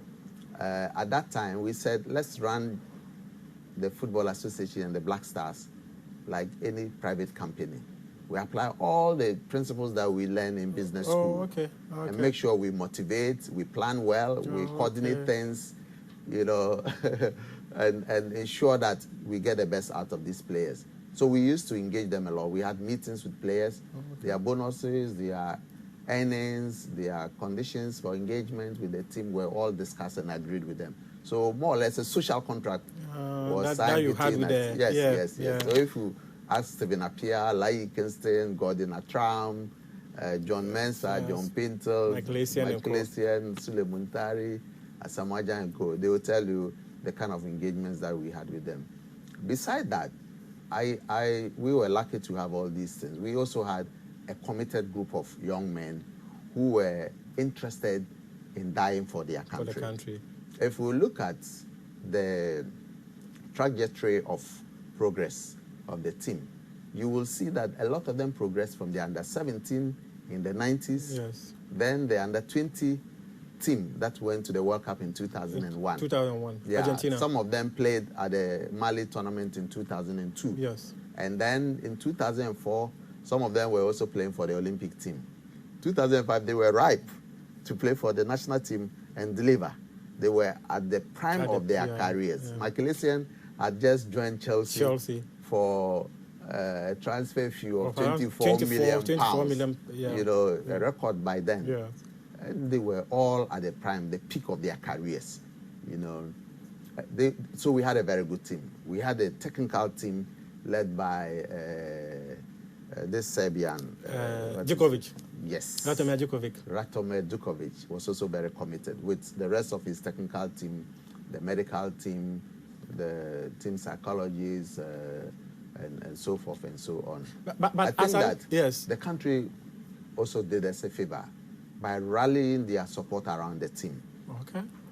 The euphoria around the country then was that we must qualify. This was our time. Yes. This was our time. And so the media, the general citizenry, and everybody was interested in seeing this team qualify. And by the grace of God, we did qualify. As an inexperienced team, because this was the first time the team was going to the World Cup, I remember in the group of Italy, Czech Republic, US, people were like, oh, we're going to be knocked out within the first round. How did you prepare for that tournament and to ensure that we were able to secure qualification beyond the group stage? Yes, I've always said it that planning, as I told you, good management practices, planning is key. Yeah. And we needed to plan well because we were really underdogs. Yes, we were. Many did not give us a dog's chance. They didn't think that Ghana was capable of coming out of the group. Yeah. This was a group made up of Czech Republic, which was number 2 at the time in the world. The world. Yeah. Then you had Italy, yes, which was number 6 at the time. And the USA was like 11th or 12th at the time. Yes. We were languishing down the ladder of FIFA ranking. and that underdog status was what really propelled our team, because there wasn't so much attention and focus on us. But we concentrated on doing the basics and doing the right thing. So if you recall, we played 3 very good friendly matches. Yes. We played Turkey in Bochum. We played Jamaica in Leicester. I recall and then we played South Korea. In one of these Scottish cities in Scotland. Yeah. So by the time the World Cup was ready, we were equally ready. So we took the world by storm. But we lost to Turkey in the final match. I do recall that game. Yeah. And we beat Jamaica 4-0. 4-0. Yes. I recall and that. South Korea 3-1. South Korea 3-1. Yes. That boosted the confidence of the team. If you recall, I think one of the goals that Suleiman Tari scored against South Korea was similar to the goal he scored against the Czech Republic. Yeah. That was his hallmark. Yeah. You know, and everything that they did on the pitch was more of a dress rehearsal, something they had done before. How come Lai Kingston did not make that squad? Because when CAF brought the sanctions, in fact, he was one of our best players. And many had said, oh, you could have appealed. But what happened? Why did Lai Kingston? Lai Kingston, unfortunately, was suspended through the red card in Egypt. In the game against Senegal. Yeah, during the AFCON in 2006. Yeah. And Ghana appealed. The truth of the matter was that the appeal was filed out of time. It was filed out of time. Yes. It was filed out of time. How did you forget to? Somebody's negligence at the time. I remember this gentleman, Alex Asante, brought me the sanction in my room in the hotel at Port Said.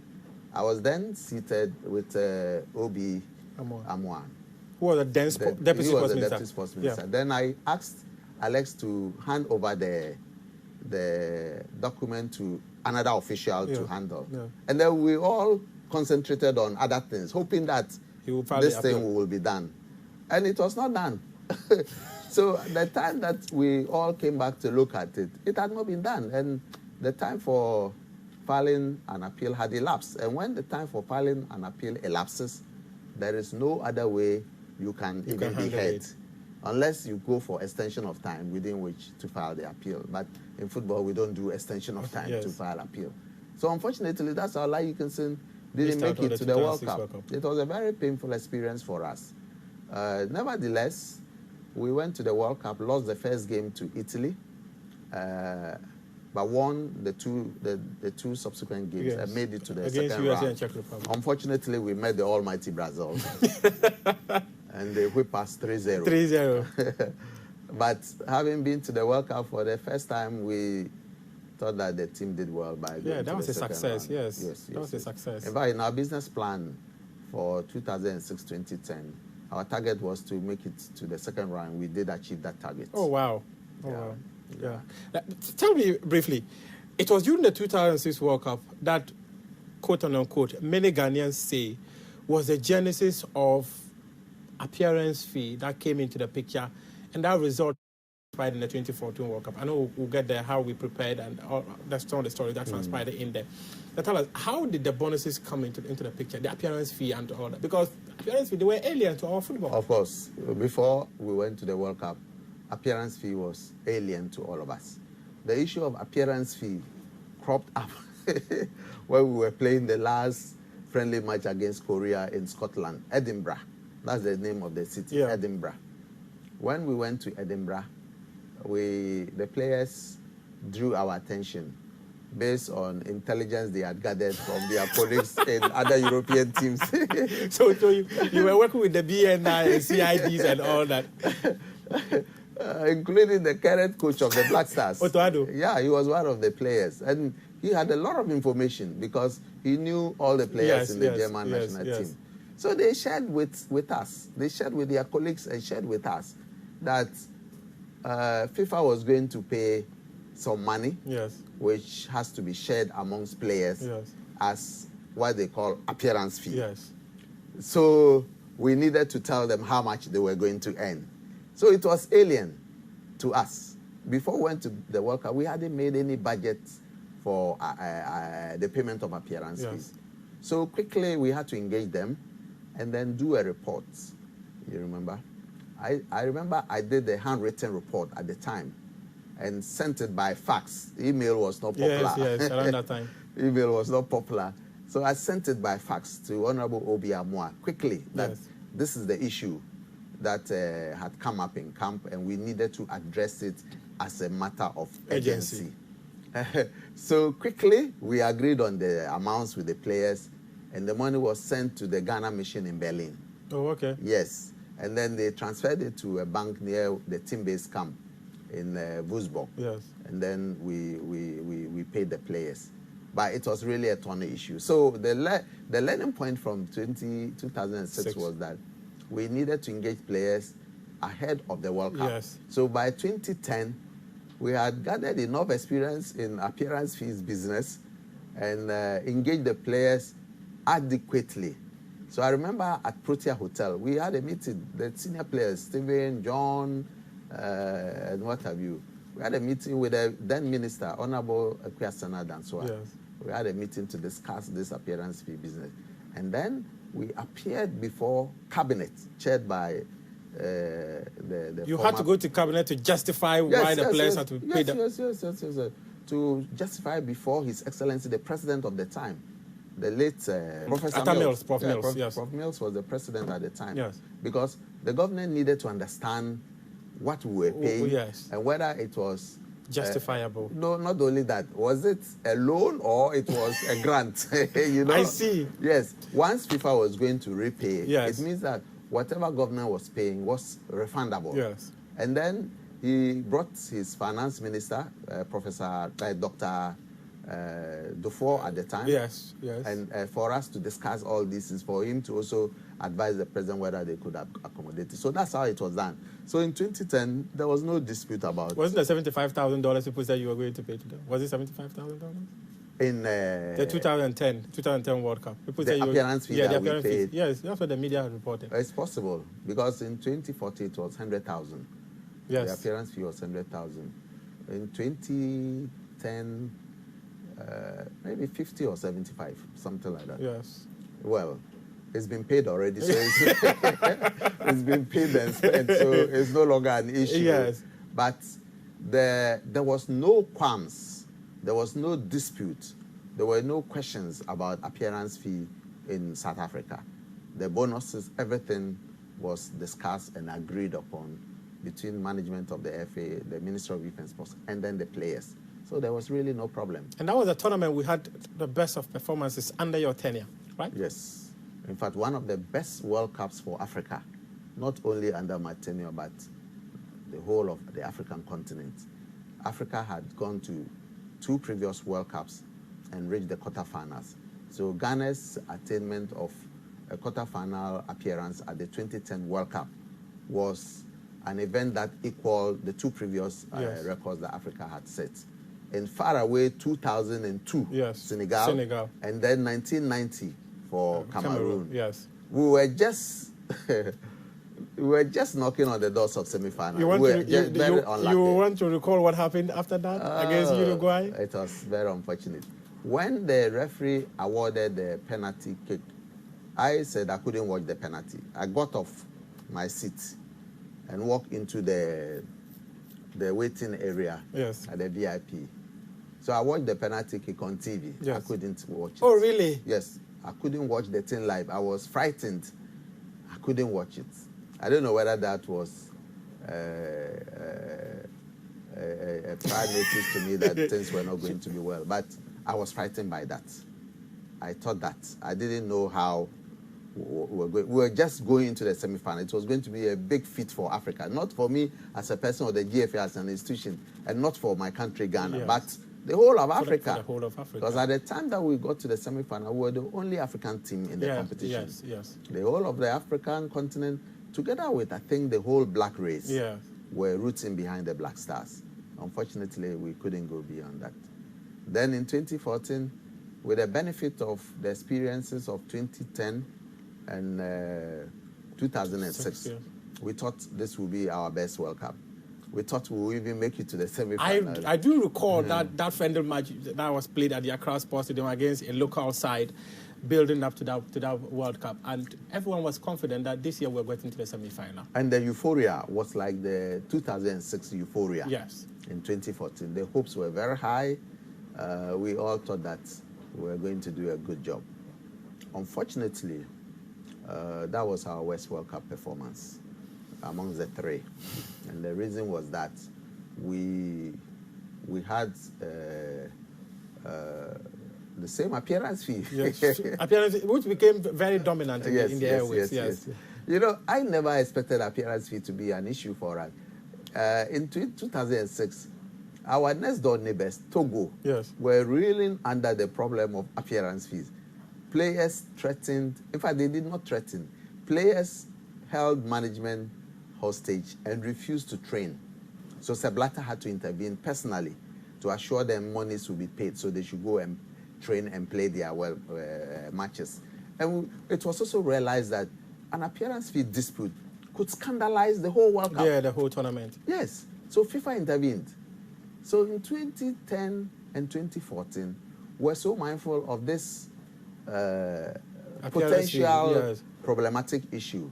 So we put a lot of measures in place and advised that the monies should be paid the players, because once you agree and you have your 23-man squad, it was just right that you pay them. But this was not done. We went to Amsterdam to play our last match, and appearance fee came up. The minister had to calm down and then see to the payment and assure that it would be done. We went to the US. But it was approved by cabinet, it should be paid. The money was approved. The money was approved by cabinet. The money was transferred from the Minister of Finance, I think the approval process, to the Bank of Ghana on 26th or 23rd of May. Really? Yes. For a tournament that was going to start in June? Yes. The Commission of Inquiry revealed that there was approval, the money went to the Bank of Ghana on that day and had to be, the account of the Minister of Youth and Sports had to be credited for the money to be paid to the players. They were to be given checks. Yes. It was never done. So when the Commission of Inquiry was set up, that was the issue that needed to be confronted headlong. But they never came to the FA because you were in charge of the management of the game. But the money was not GFA money. And I'm not a public officer. I wasn't a public officer at the time. I had no control. I was not the accounts officer. The GFA does not authorize or administer public funds. There are public officers who are responsible for that. If the money was paid to the GFA and the GFA did not disburse it, then the GFA had questions to answer. But this was not the situation.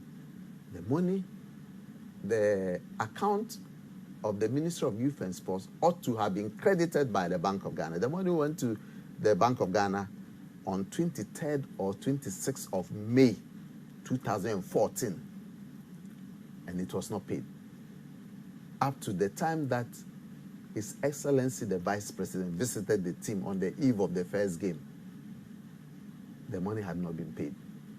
The players were assured that the money will be paid. They played the first match, no show. No show. Second match, no show. No show. Third match, they decided to do Togo. So how did you resolve that situation of players revolting, saying that they were not going to train, and how did you resolve that? For me, I was surprised because we had been engaging them. And the assurances that we gave that the money will be paid, even though we didn't have control over the money, we thought they believed us. They did not believe us because several assurances had been given and none of them was fulfilled. Yes. So at that point, they were right not to trust you anymore. Yes. Yes, we had proven to be unreliable, but we didn't even have control over the money. We didn't have How control. disgraceful was it that the whole world had Ghana money flying all over to Brazil? Could you even look at other FIFA and CAF officials in the face? It was unimaginable. It was unimaginable that money could be flown across the Atlantic to pay appearance fees of players. And that attracted so much global attention, negative attention. Our country was not done a favor at all at that time. The media was not favorable towards us, and it didn't portray us in a very good light. And that was the West World Cup. It blighted all the achievements that we had made in previous and took away the goodwill of the association. Yes, it did. It was not a good time for us at all. It wasn't at all. Because I do recall that press conference at Alisa Hotel when you returned from the World Cup and had to appear before the media and address some of these concerns. Of course. And one thing that was very prominent around that time was the claims that the FA engages these players, like people claim that you will engage the players so the player will go and ask for more money because the FA also wants to get money. That was a very simplistic argument to make.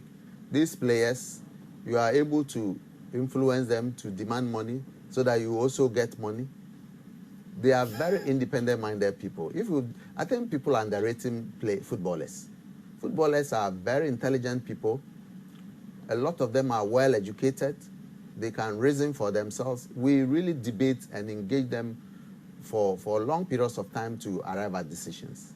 Nobody can have an easy or a cozy ride over players. It's not that easy. Maybe people think players are children. They are not.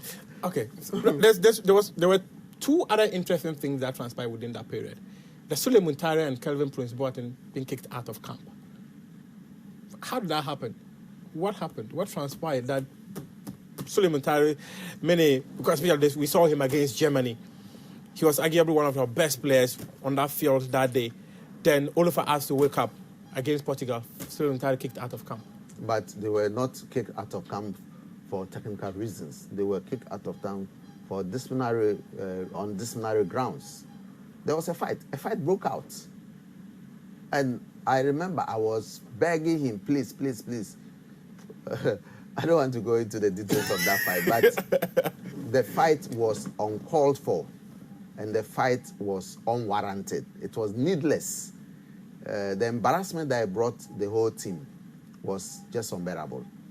So that was the best decision to take at that time. On many occasions, there have been times that players have done certain things that we've forgiven them or we've overlooked them. But this was something you could not overlook. Have you ever knelt down to beg a coach to take Sule Muntari to a tournament? Yes. In 2010, I did it. I did it twice, not even once, twice. I did it. The first one was at Milton Keynes when we went to play Latvia. And then what happened? From Amsterdam, we went to play Latvia. We went to play Netherlands in Rotterdam. Yes. Then we flew to London and to Milton Keynes to play Latvia. As soon as we landed at the airport, he vanished. He went to town. And the story was that he had gone to see Michael Essien or some friends of his. So when we got to our hotel and a head count was carried out and he was missing, the coach said he was out of the team. Was it Milo? Yes, it was Milo. Yeah. It was Milo. So you had to beg him? Yes, I did it. I did it not because I had any personal gain or interest, but I was looking at the bigger picture of the country and the team. Yes. At that time, our team was doing well. We had almost settled and gotten ready to leave to South Africa. And I believe that a suspension of a key player like Suleiman Tare would have taken the shine away from the team. And brought you negative attention. Yes. And we also had to look at what did he do. Was it a major scandal or something that could scandalize the team or an issue? When we discussed it and pointed to the coach that this is something peculiar to players, sometimes it happens. If we can warn or reprimand him and give him another chance, let's do that for the sake of the team. He agreed. Then something else happened again in South Africa. And in fact, that time he told me that if Sule were in the team, Sule was my player, not his player. So Sule went to the World Cup as your player. That was quite an interesting one for Milo. Yes, but the 2014 World Cup, many people actually said that because you went with a local coach, which was Kwesi Appiah, that was why they said he didn't have control over the players. The problem he had with Kevin Boateng probably is testament to the belief that people held in that. Some people thought that Milo, for instance, would have handled it differently. Much better. Because the work of a coach really is to do a lot of people or man management. You need to manage the players' expectations, be able to control their emotions, and then get them to give up their best. But if the players can overrun the coach and do what they want. Did they overrun Kwesi Appiah? No, Kevin just burst out, and said some unprintable things to him out of, I believe, anger. Yes. But it didn't show respect to the coach. We all didn't like it. That's why we threw him out of the camp. If you don't respect the coach, how do you even take instructions? Of all the coaches you've worked with, who has stood out tall for you? Oh, Milo, of course. Milo has been the most successful coach we've had in my time. Yes, the most successful coach. I don't think it's disputable. If you want to dispute it, tell me who was better than him. One can also say Ratomir Djokovic, though he did it with other coaches like the likes of Dosena and Marino Barreto. Because they started the qualification series and Ratomir came and took us to the World Cup. So when Barreto left, our next game was against Congo in Kumasi. Yes. We played 0-0. We nearly lost that match. Yes. You remember? Yes, I recall that. Yeah. So someone can also argue that, because the first man to qualify to the World Cup came, one result can change a lot of things. Yes. So do you think the second coming of Milo was for me? No. Many second comings of coaches are not advisable. I think that he had his time, but we wanted Milo to continue after 2010, and he left. So tell us that story, because there have been so many stories surrounding it. Why did he leave? Because people said you couldn't get the money he was looking for him, and he left. The contract hadn't run out. Milo, I think we went to play a match in Swaziland, the 2012 African Cup qualifiers. Yes, I recall that. Yes. So from Swaziland, Milo sought permission to go home. He sought permission to go to Serbia. Yes. So he traveled on Turkey Airline to Istanbul, from Johannesburg to Istanbul, and then to continue to his country. Then a few days later, we heard Milo was in Saudi Arabia, isn't it? Yes. Yeah, he went to Saudi Arabia. He didn't tell us he was going to sign a contract. But did you try renewing his contract? We did, because we were really interested in his continuation. What were his concerns? Or he didn't give you any concerns of why he was not going to Milo continue? never discouraged us. He never gave any indication that he was not going to stay and continue the work. he gave us all the assurances, as far as I'm concerned. He gave me all the assurances that he was going to continue the work. We didn't know that there was a bigger bag being dangled in front of him somewhere.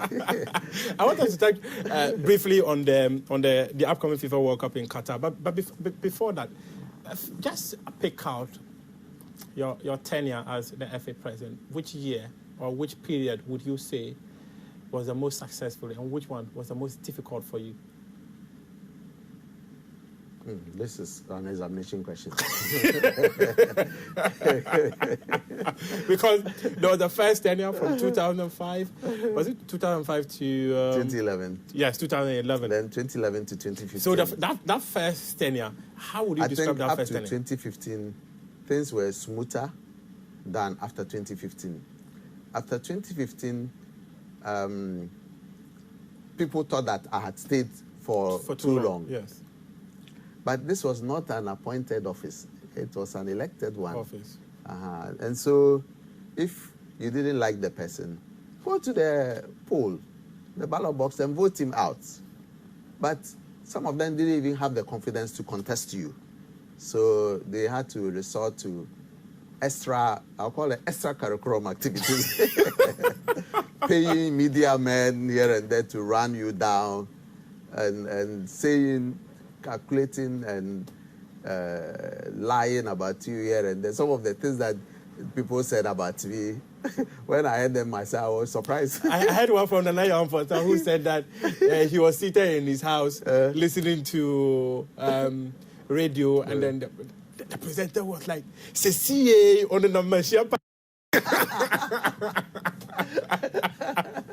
But he says, "CCA, and I'm like, I'm sitting in my house. I said I'm going to take number 24 house." That is what happens. You know, when you are at a position of, what I call it, prestige, yes, that many people are looking up to, they find a way to do away with you. They will lie, say things that, I'm sure you heard a lot of those. Yeah, I had many. Yes, I had many. Yes. And I remember even in 2015, I wrote an article that said that if people say Kwesi Nyantakyi is as corrupt as they claim, why can't they contest him and take him out of position? Yeah. That's the point. They are all cowards. Oh, really? They are all cowards. Yes. They don't even have the confidence to stand up to you. They'll come to meetings and you are able to convince them. Or you offer superior arguments, so they are quiet. Is that why Palmer says that you are always engaged in intellectual discourse and you ended up... Yes, that's what I believe in. I believe in the sanctity of freedom of expression.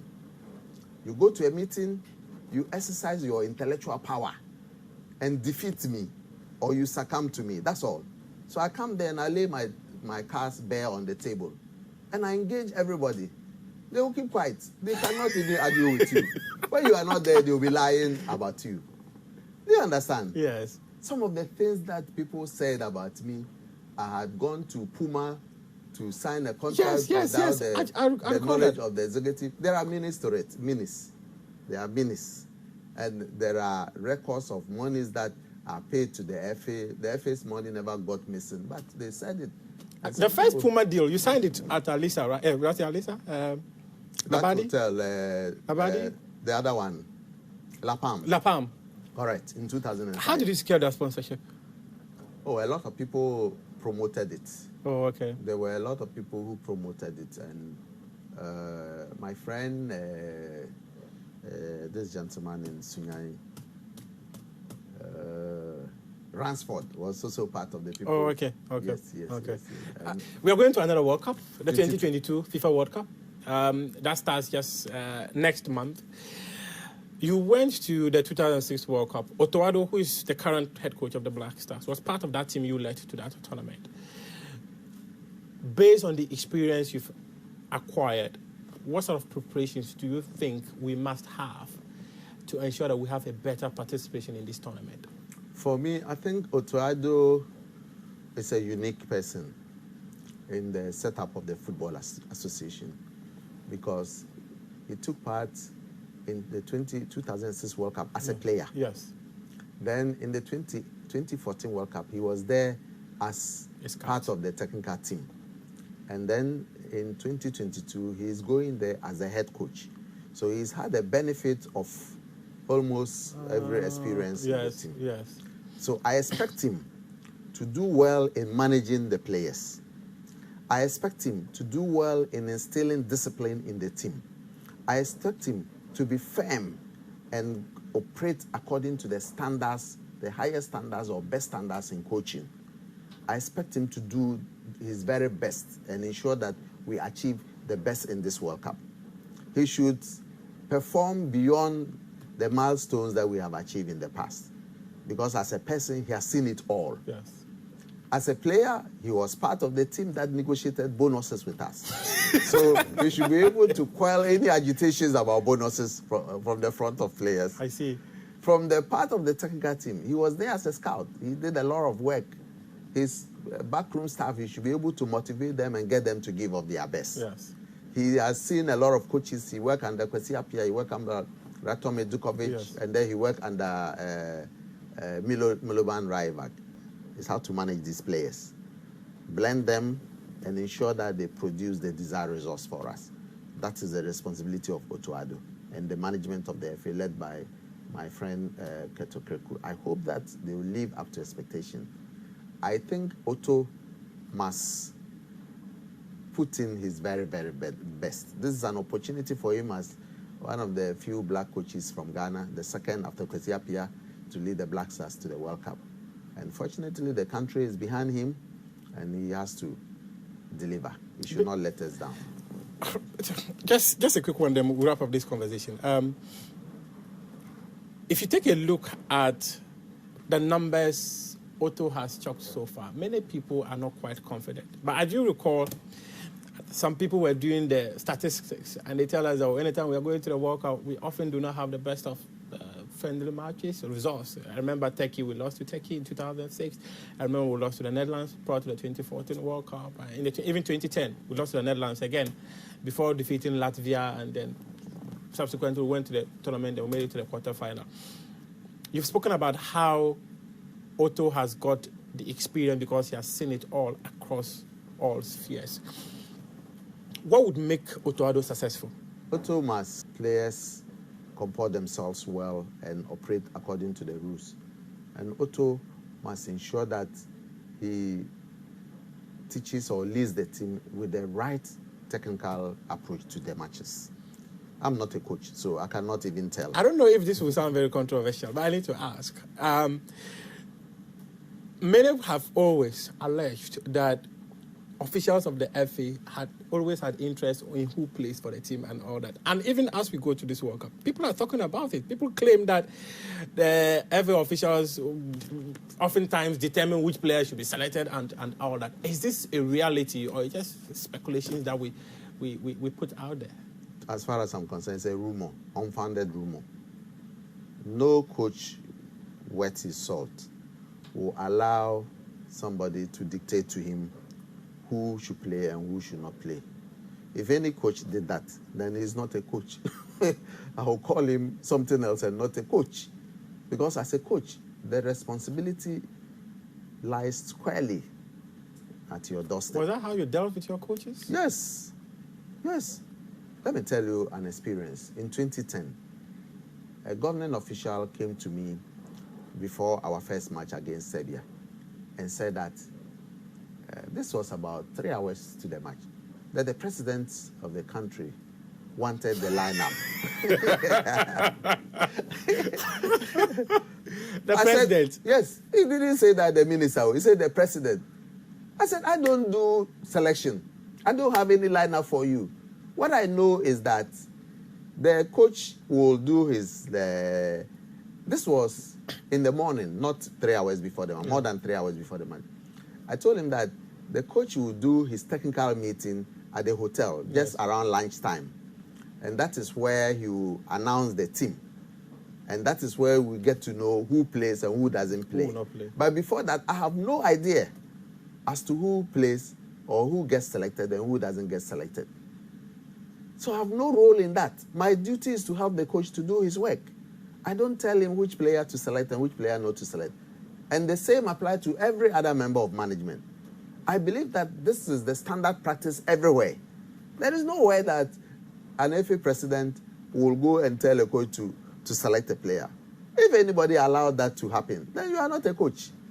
You are just walking around the team. But there were claims that sometimes you take the coaches into meetings and ask them why they've called player A, B, C, and all that. Exactly. When we watch the training or after the match, this person didn't do well, we'll ask why he fielded him, because he takes responsibility for it.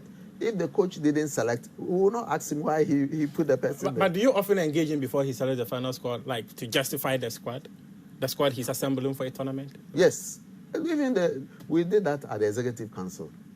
The Executive Committee of the FA will invite the coach and his technical team to present the 23, and then they will ask questions why A and B are there and C and D are not there. It was normal practice. Even then, after that, there were press conferences where the coach would justify the selection of players to the public, because we were acting on behalf of the people of Ghana. But we were not in any position to tell the coach to drop A or B. But we will ask you for your criteria and why you selected A and not B, and for you to explain. How far do you think Ghana can reach at the 2020 World Cup? How far? Quarterfinal? This World Cup? Yes. Quarterfinal, semi-final, final? I'm just praying for the best. Quite a difficult question, isn't it? Yes. It's a textbook question. Yeah, but there are people who actually think that we can make it to the semi-final. Well, I'll be happy if we get there. Let's pray for that. Club football, do you think you could have done better? People say club football collapsed under your administration. Really? Where was it that it collapsed? Well, people... okay, if you take a look at what has been happening within the media space, they will tell you that, we're playing on better pitches now, the pitches are bad, players, exodus of players increase and their tenure and all that. I think that is a credit to me, that there was a high exodus of players. It means that the Ghanaian player was now attractive to the international player markets. And if there was no quality in the Ghana League and the Ghanaian clubs and players, nobody would take your player abroad. Yes. And there is equally high exodus in China, in Brazil and Argentina. Will you say their leagues, local leagues are dead? No. I think that it is presumptuous for anybody to say that, because it's easy for anybody just to come to that conclusion. But you needed to get to the fundamentals and see what was happening. You know, the dynamics of the game had changed. Football pitches was not even the responsibility of the FA. The FA has no budget to construct football pitches. But on a few occasions, we tried to improve playing surfaces. Yes. In Swedru, we did it. In Brekum, we did it. You know, within the limited budget of the Football Association. But football infrastructure is the responsibility of the clubs and for national team and the government, because district assemblies were also supposed to promote sports. The central government has a responsibility to promote sports. And if we look at the sporting facilities in Ghana, 99% of them are state-owned. One thing I didn't even add is that our performance in Africa dropped. we get knocked out of the preliminary phases of the CAF Champions League and Confederation Cup. You must look at the dynamics. It's very simplistic for you to say the FA didn't do their work well. But let's take Asante Kotoko. Last year they won the league. Yes. Where are the players? All of them have been sold out. Mostly to African teams. Yes. Because the club needs to survive. They don't have money to run the club. And so they have to start from afresh. Is it our economy that does not support the development of local food? Your economy is not so strong. So you are not able to invest in these other areas. Most of the best football clubs in Africa, Algeria, Morocco, Tunisia, Egypt, then South Africa, Congo Democratic, and recently Tanzania. Senegal, Guinea, and all those people. It means that the North Africans are doing well, but when it comes to the Sub-Saharan Africans, we struggle. It's resourcefulness. These are more resourceful countries that have budgets for football infrastructure. They are able to attract the best players, pay them well, develop pitches, You go to Morocco, you think it's Europe. Maybe because they are close to Spain. But it's not only that. It's not only that. Yes. It is also because they have the resources to invest in those things. Look at our two biggest clubs, As and Kotoko. Where are their training grounds? Even where they train. Well, Hasselhoff is now struggling to put up one. After more than 100 years in existence. Kotoko too is struggling to do the Correct. same. After 80 if something years. If you go to Raja, Casablanca, or WAC of Morocco, plenty pitches. You know, somebody will say probably it's not our priority. It is not just that it's not our priority, but it is also based on the resourcefulness of these clubs. Hasselhoff is run on the shoulders of one man. One man. He has to dip his hand into his pocket to finance it. They floated shares in the company, and what became that of that? Nothing. There's nothing to write home about. So the financing and the financial setups of clubs need to be reviewed. If they continue this way for the next 100 years, we will dip further. If they continue this way for the next 100 years, we will dip further. That is the former president of the Ghana Football Association, former vice president, first vice president of CAF, a former FIFA Foundation member, FIFA Council member, speaking to us here on Prime Take.